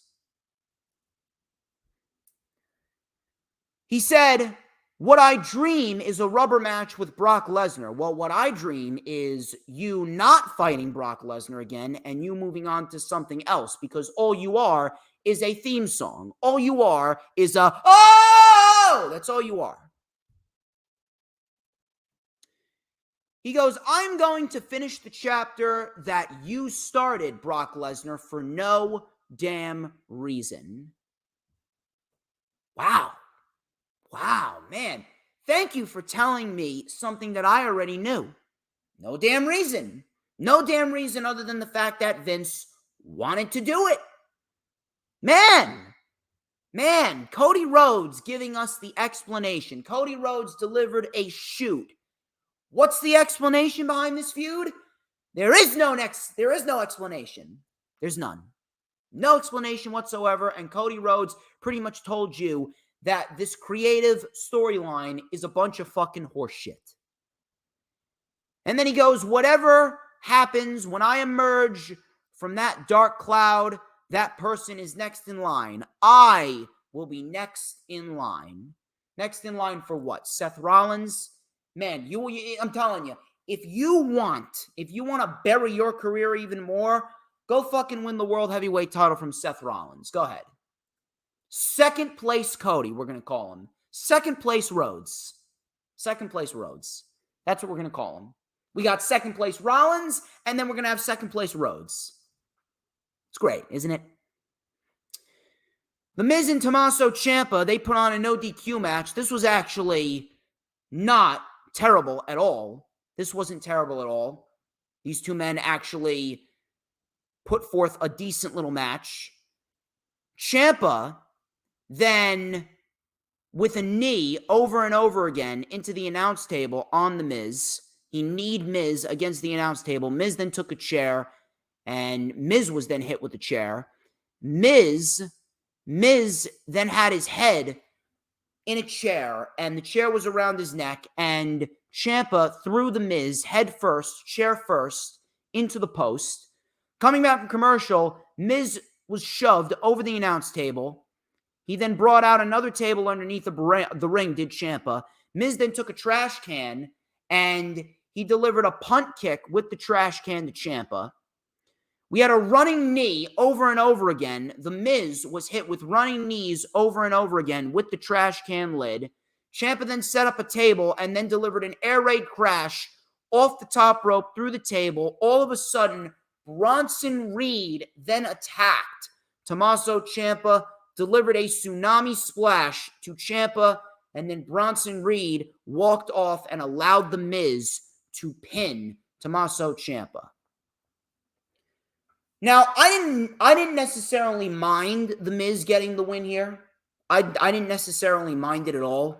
This was actually a pretty decent match for Miz standards. More Bronson Reed on television is a plus, but here's what I don't want. I do not want this shit with Bronson Reed and The Miz to become a consistent thing. This cannot become a consistent thing. All this needs to be is a means to get DIY back together. And once we get DIY back together and we get DIY versus Reed and The Miz, that should be the end. That should be the end, and Bronson Reed should be on his own.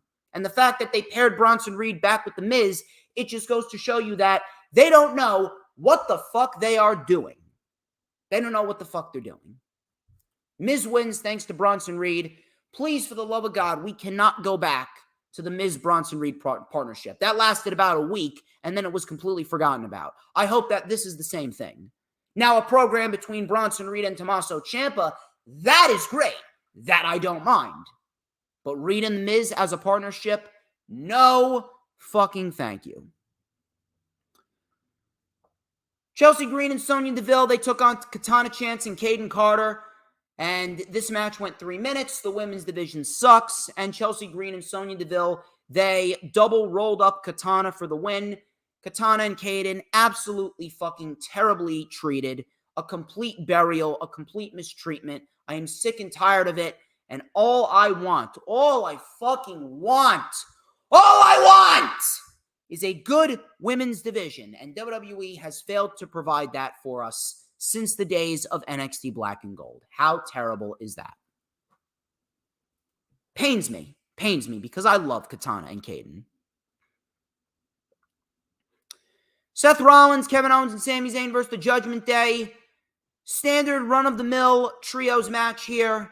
And it was the coup de grace and the South of Heaven that ultimately led to Balor pinning Sami Zayn. And for now, the Judgment Day is on the same page as Finn and Priest hugged it out. I don't really care. I really don't care. I'm really fucking over all of this shit. I'm over the breaking up of the Judgment Day. It's the only storyline on Monday Night Raw, and I don't care. Judgment Day is not going to win the tag team titles. At least that's not what I see. And Damian Priest is all but confirmed to be kicked out of the Judgment Day after Balor fails to win the World Heavyweight title again from Seth Rollins. Because Seth Rollins, he should not be losing that championship anytime soon. That was Monday Night Raw. I didn't care. It was boring. It sucked donkey balls. I'll tell you what didn't suck donkey balls, though. Dynamite. Dynamite this week was a very, very, very solid show. We got a lot of great wrestling and a lot of good material heading into next week. Next week looks like it could be one of the best episodes of AEW Dynamite ever.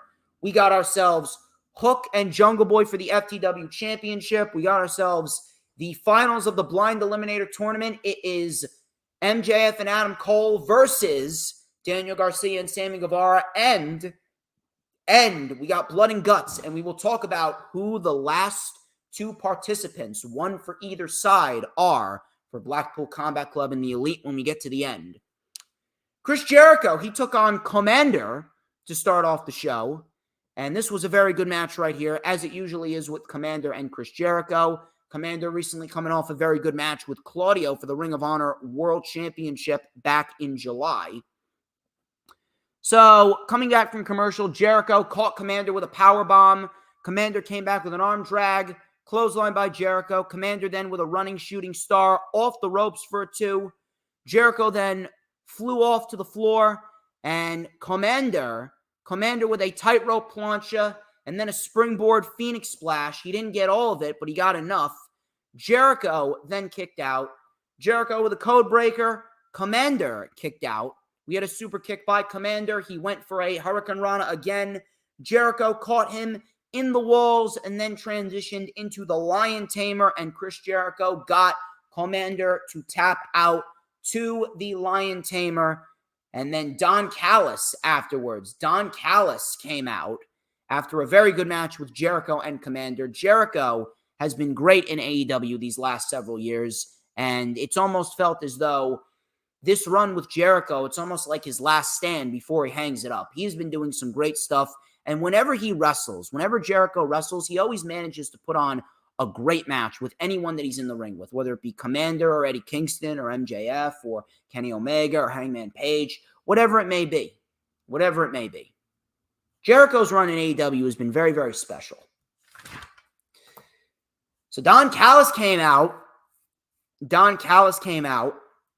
And Don Callis brought out a little video package of him and Jericho back in the day with the late, great Bad News Allen. A little extra motivation to join Don Callis. Jericho said, "I still have all my hair, and you don't." Callis then said, "Just let me know when you're ready. But deep down, you know what Bad News would want your answer to be."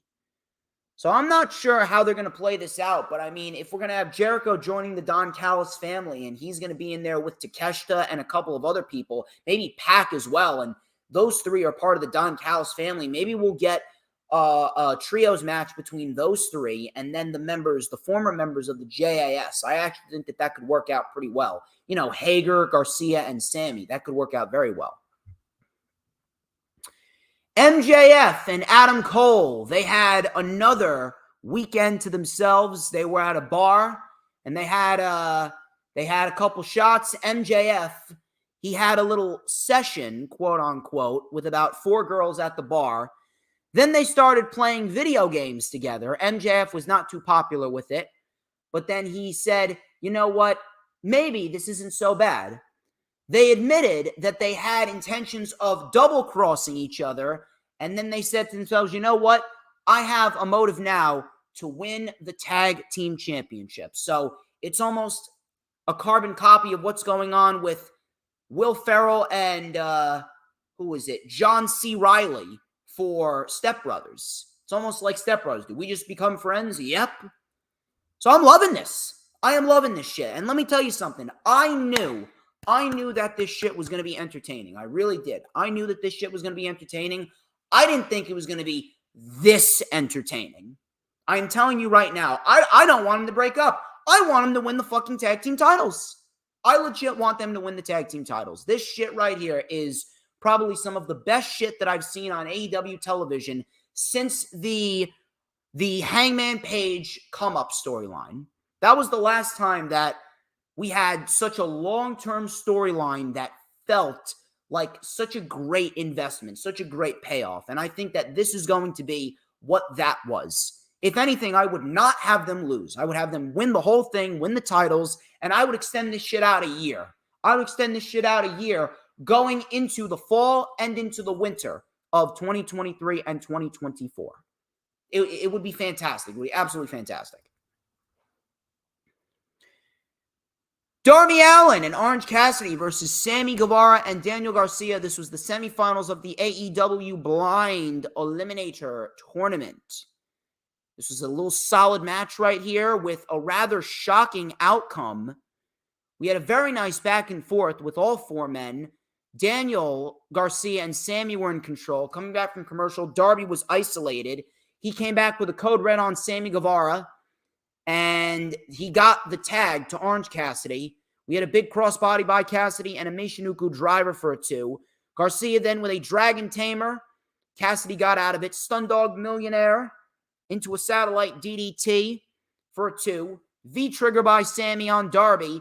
Beach break by Cassidy. Garcia then came in, and Garcia was told to hit Cassidy. The ref was distracted. Because Garcia was given the skateboard by Prince Nana. Prince Nana distracted the ref, and Garcia was going to hit Darby with the skateboard, but Darby took the skateboard out of Garcia's hand. Swerve came in out of nowhere with a house call behind the referee's back, and then Sammy, he didn't know what happened, so he took advantage and gave Darby the go to hospital, and Sammy Guevara gets the win. 1, 2, 3. Sammy and Daniel are moving on to the finals to fight the winner of either Big Bill and Brian Cage or MJF and Adam Cole. And afterwards, Sammy Guevara then shook Darby's hand. So it looks like they're remaining very sportsmanlike, and it seems as though Sammy is trying to turn over a new leaf here. And it seems a lot more genuine than it once did.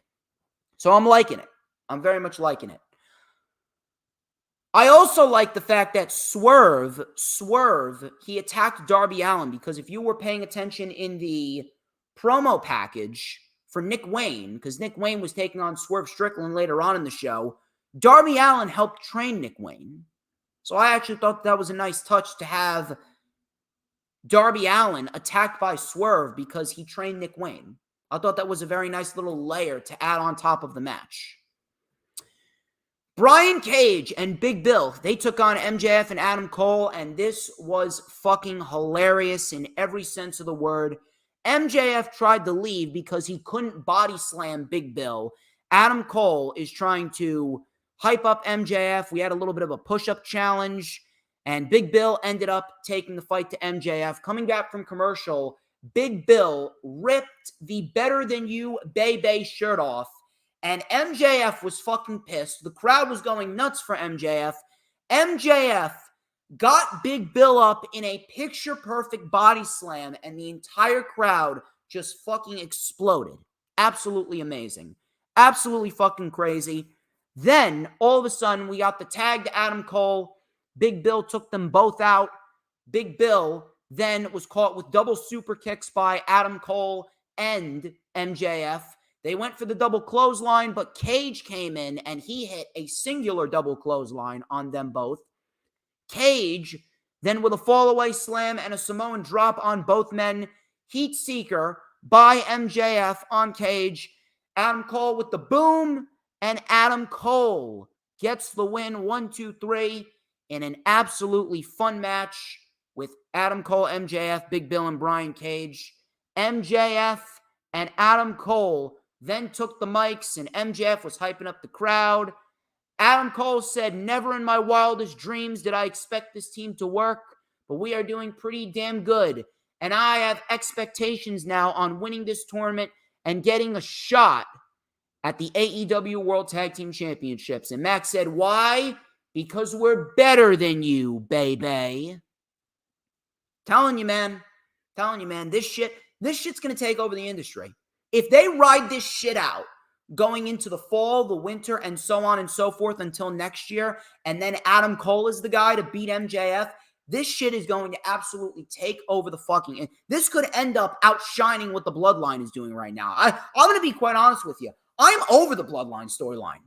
I'm over it. I'm really over it. They have really just run Roman's title reign into the ground. I'm over it. This could end up taking over the industry. Not even bullshitting you.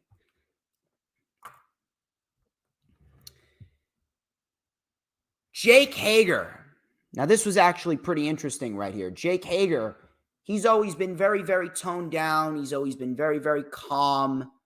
Jake Hager was in the back talking to Chris Jericho, and he asked Jericho about Don Callis. Jericho said he needs some time to think. Hager said, "If you're not going to be straight with me after I saved your life in Abu Dhabi and you brought me into AEW, then I can't give you 100%. And Jake Hager, he gave up the purple bucket hat. No more I like this hat. Jake Hager, being as real and upfront with Chris Jericho, takes the hat off and gives it to Chris Jericho. Now that's interesting. Maybe now Jericho is starting to think on it a little bit. Is he going to make the decision to stay with the JAS, or is he going to look at this as a sign of disrespect by Jake Hager? I don't know. It's going to be interesting.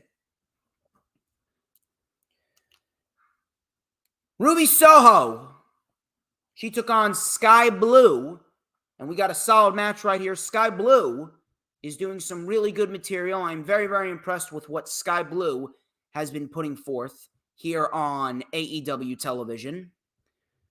Sky Blue was lighting up Ruby Soho with some kicks. Storm and Saraya were then ejected from ringside because the ref heard Sky Blue trip over the steps, and he kind of insinuated that, okay, the Outcast did it. So coming back from commercial, Sky Blue with a kick. Sky Blue then clutched her left knee. That was the story of this match. We had a big knee by Sky Blue, swinging neck breaker for two. Ruby Soho caught the knee. She then contorted the knee. It looked like she was looking to twist the knee out of socket. It looked pretty brutal, not going to lie. Sky Blue then got to the ropes. Sky Blue then with a full Nelson spin out facebuster. Soho was able to kick out. Sky Blue then went up to the top. She was going to go for a crossbody, but Soho with no future off of the ropes, and Soho advances to the semifinals. Absolutely the right outcome.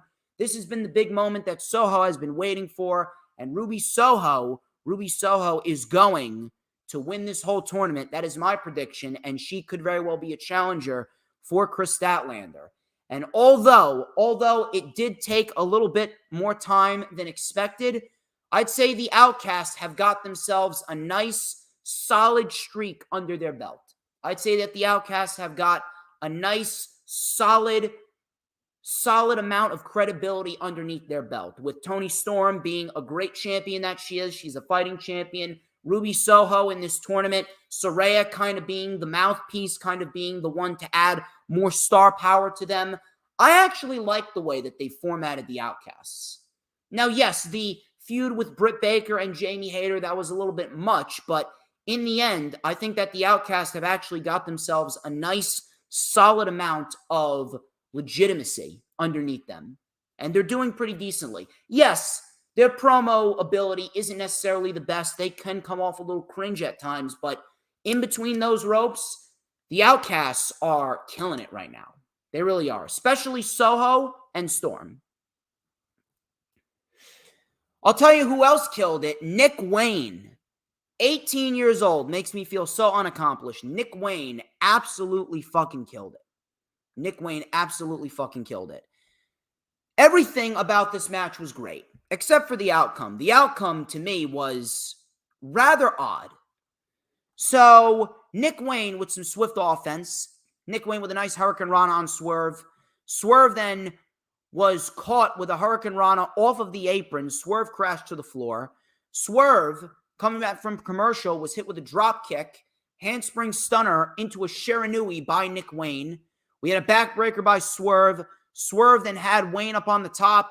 Wayne was motivated because Darby Allin came out. Wayne with a top rope poison Rana, and then he delivered the springboard cutter out of the corner, which he calls Wayne's World. Swerve got his foot on the rope.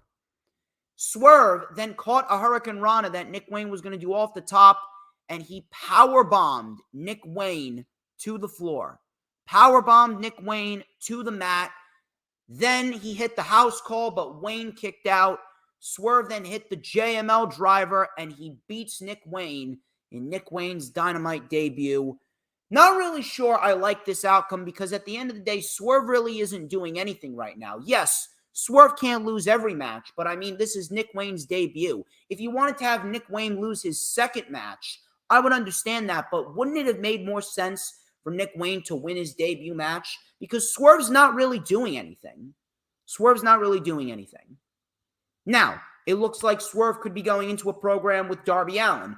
I don't have an issue with that. I actually think that those two could put on a great fucking program. It would be awesome.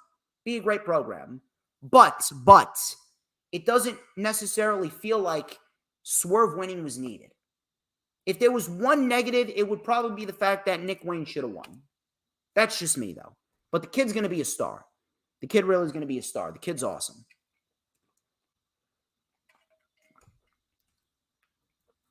The main segment on the show, Don Callis. Don Callis came out and he called Kenny Omega a coward and a punk. Not really sure if that has any symbolic meaning, but I don't know. Omega, he came out and the Blackpool Combat Club attacked him, but out of nowhere came the Bastard Pac, and he was the fifth man for the Blackpool Combat Club. Pac said, "Kenny, you have no idea how long I waited for this. You shattered my nose bone, and now you pay the price." I mean, holy shit.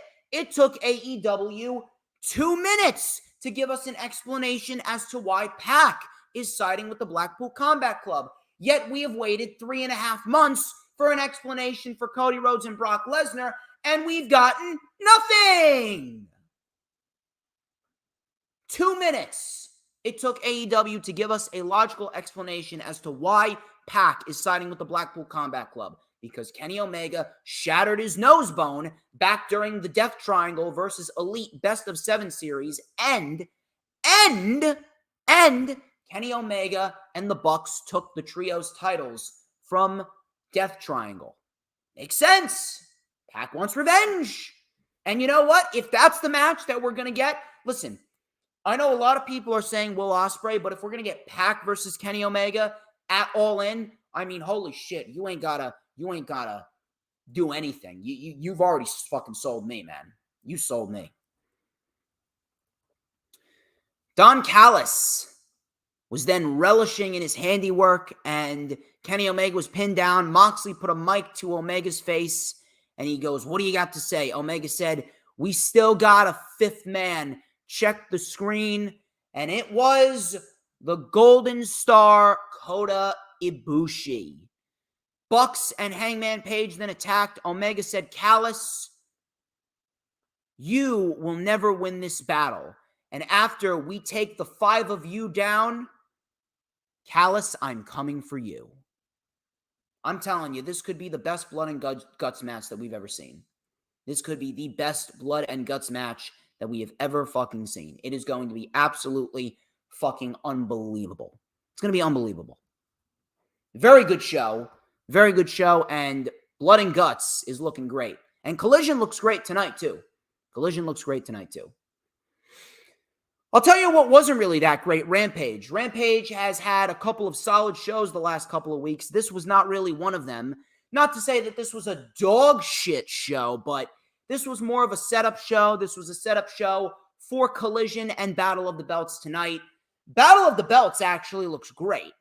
Battle of the Belts actually looks awesome. We got Taya Valkyrie and Tony Storm. We got Lance Archer and Orange Cassidy. And we got ourselves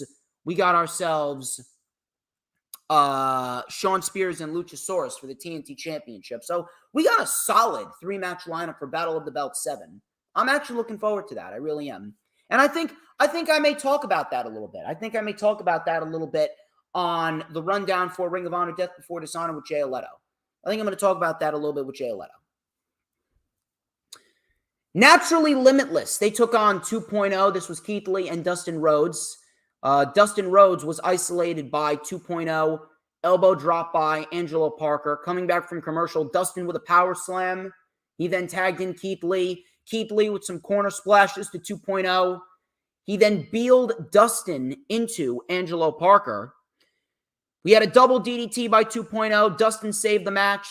Lee then slammed Parker onto Menard. And we had a supernova by Lee, and Keith Lee gets the win. Not bad, but this was pretty much a nothing match. I'm not sure where Naturally Limitless is going.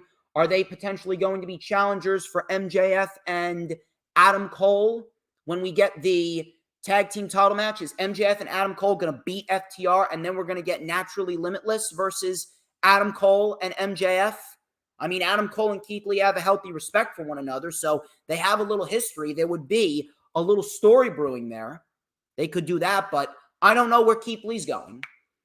Tony Khan has had a lot on his plate, and he's gotten himself a solid streak of great shows over the course of the last month and a half. He really has, but not everything's going to be perfect. And in the end, Keith Lee has kind of fell by the wayside. And I said earlier on in the stream, it doesn't really seem like Keith Lee and Swerve Strickland, if they were to have a match, not many people would care as much as they would have cared if they did it back when it was hot during Revolution. They waited too long. I don't know where Keith Lee is going, but Keith Lee really just seems very directionless right now. If you're asking me, I would love to see Keith Lee potentially as the guy to take the TNT Championship off of Luchasaurus when the time is right. Clear as day, Jack Perry is not going to do that because he is a heel now, and I can actually see Jack Perry taking the FTW title from Hook.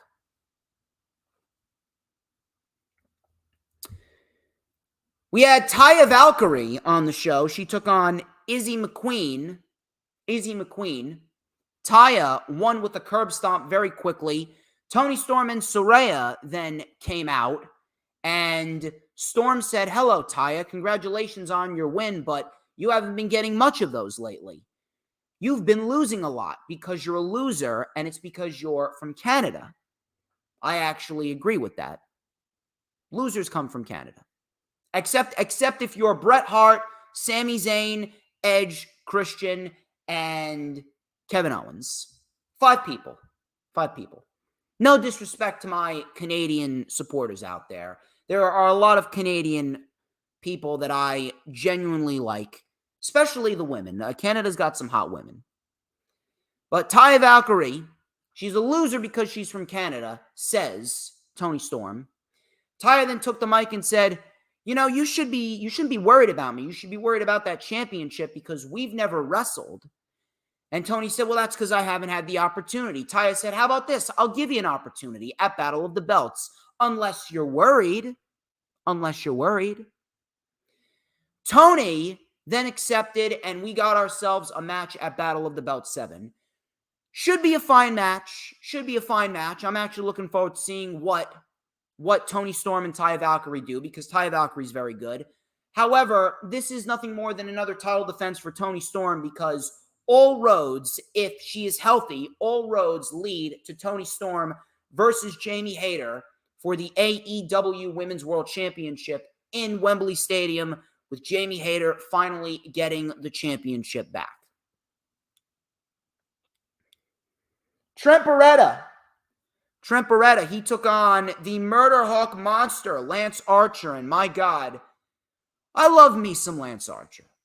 I love seeing Lance Archer. Lance Archer's great. Lance Archer went right on the attack.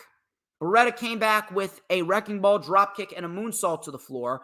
Jake Roberts actually got physical, and Jake Roberts actually hit a short arm clothesline on Beretta.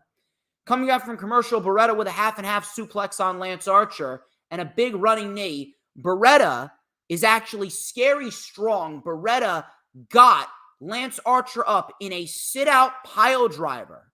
That was great. So Archer kicked out. Archer was then rolled up by Beretta for a 2. Archer then with a step-up knee. Archer was actually looking pretty good, I gotta say. And then Archer hit the blackout, and he goes, no, I'm gonna take this guy's fucking head off. Big lariat by Lance Archer, and Lance Archer gets the win. Decent little match right here. Very happy to see Lance Archer. And Lance Archer issued a challenge to Orange Cassidy tonight at Battle of the Belts 7. It's going to be Lance Archer and Orange Cassidy for the AEW International Championship. Afterwards, Cassidy came out, and the match is official. Does Lance Archer take the title from Cassidy? I don't know. I don't know if Lance Archer is going to be taking the title from Cassidy, because I don't know if Lance Archer is as committed to staying with AEW long-term as he is to going back and forth with Japan. I'm not sure. I'm not sure if his torn tricep is fully healed as well. I guess we'll have to wait and see, but I don't know. It's all just a big question mark to me. Orange Cassidy almost feels like he's virtually invincible. The only other man that I can honestly see taking that title from Cassidy is Miro. Now, for all we know, Lance Archer could shock us all tonight. Lance Archer could win the title tonight. Who knows? But I'm actually interested in seeing that match. Should be fun. Konosuke Takeshita, he beat some masked individual. Takeshita won in quick fashion with the diving senton for a victory, and that was pretty much that. Dark Order had a promo in the back, and I'm actually liking this serious version of the Dark Order. They had a promo in the back stating that they're done with fake friends. You're either Dark Order or you're not. So I'm actually looking forward to seeing how things play out for the Dark Order, because now that they've got a new serious attitude, we could definitely see them potentially win some championship gold. What kind of gold? I don't know. If anything, I would have them win the Ring of Honor World Six-Man Tag Team Championships. I think that would be a great little spot for them on Ring of Honor television. And then in the main event, it was Athena versus Willow Nightingale, semifinals of the Owen Hart Cup tournament. This was decent. Was it as good as their matchup on Ring of Honor television back in March? No. No, it was not. That was their best match. Matter of fact, that was Willow Nightingale's best match ever. However, based on the outcome of this match, I can see this match taking place again in less than a week's time, because on July 21st, we have ourselves Ring of Honor, Death Before Dishonor, and it looks like that Athena and Willow Nightingale could very well be the women's title match. Willow with a nice head scissors and an elbow drop. Athena tried to stifle Willow's momentum. Coming back from commercial, Willow tried to fight back, a big pounce. Athena sold it beautifully. She then mounted a comeback with a spine buster for a 2. Athena with a gourd buster and a back elbow. That got a 2. Athena with a standing moonsault, another 2 count. Death Valley driver by Willow Nightingale for a 2. Athena went for the code breaker, the modified code breaker that she does, but Willow with a jackknife cover, a modified jackknife cover, and Willow gives Athena her first pinfall loss since All Out when she lost to Jade Cargill. Willow making history, and Willow continues one hell of a monumentous year that she has, and she could very well end up winning the Women's Championship next week, for all we know. Athena right now is the best women's champion in pro wrestling as we speak. But let me tell you something. If Willow wins the title, I would not be mad, because if Willow wins the title, then Athena is free to go up to AEW television, and we could see Athena versus Chris Statlander for the TBS Championship in the near future. And that is where the money is right there. You do not want to pass up on Athena versus Chris Statlander. However, I do believe that Athena and Willow Nightingale is going to be the women's title match for Death Before Dishonor. It could honestly swing either way, because if Willow doesn't win, I honestly don't know who the fuck's going to take that title off of Athena. I really don't. If anything, I could see Athena holding the title a solid year plus. Maybe Willow wins. Who knows? Maybe Willow wins. But really, nothing on Rampage to invest your time in. Just a setup show for what is to come tonight with Collision and with Battle of the Belts 7. The only thing really worth going back to watch was Athena and Willow Nightingale, with Willow Nightingale winning. And we got Willow and Ruby Soho in the finals of the Women's Owen Hart Cup tournament, which was the right way to go about it. And I'm very happy that they went with that. Should be a great show tonight for Collision and Battle of the Belts. Let me tell you something. They put forth as much effort into Collision as they do Battle of the Belts. Then I think that this Battle of the Belts could be the best Battle of the Belts that we've seen. I honestly do believe that this could be the best Battle of the Belts that they've done thus far. So I'm actually very much looking forward to it. Should be fun. Should be very, very fun.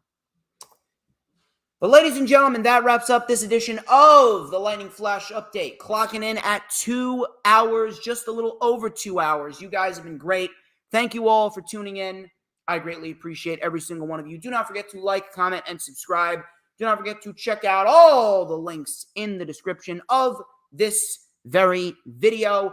Do not forget, next Tuesday at 8:30 p.m. Eastern Time, July 18th, it is the rundown for Ring of Honor Death Before Dishonor with my man Jay Aletto. It is going to be a very good show. It's going to be a very good night for conversation about Ring of Honor. I think we may as well review Battle of the Belts 7 as well.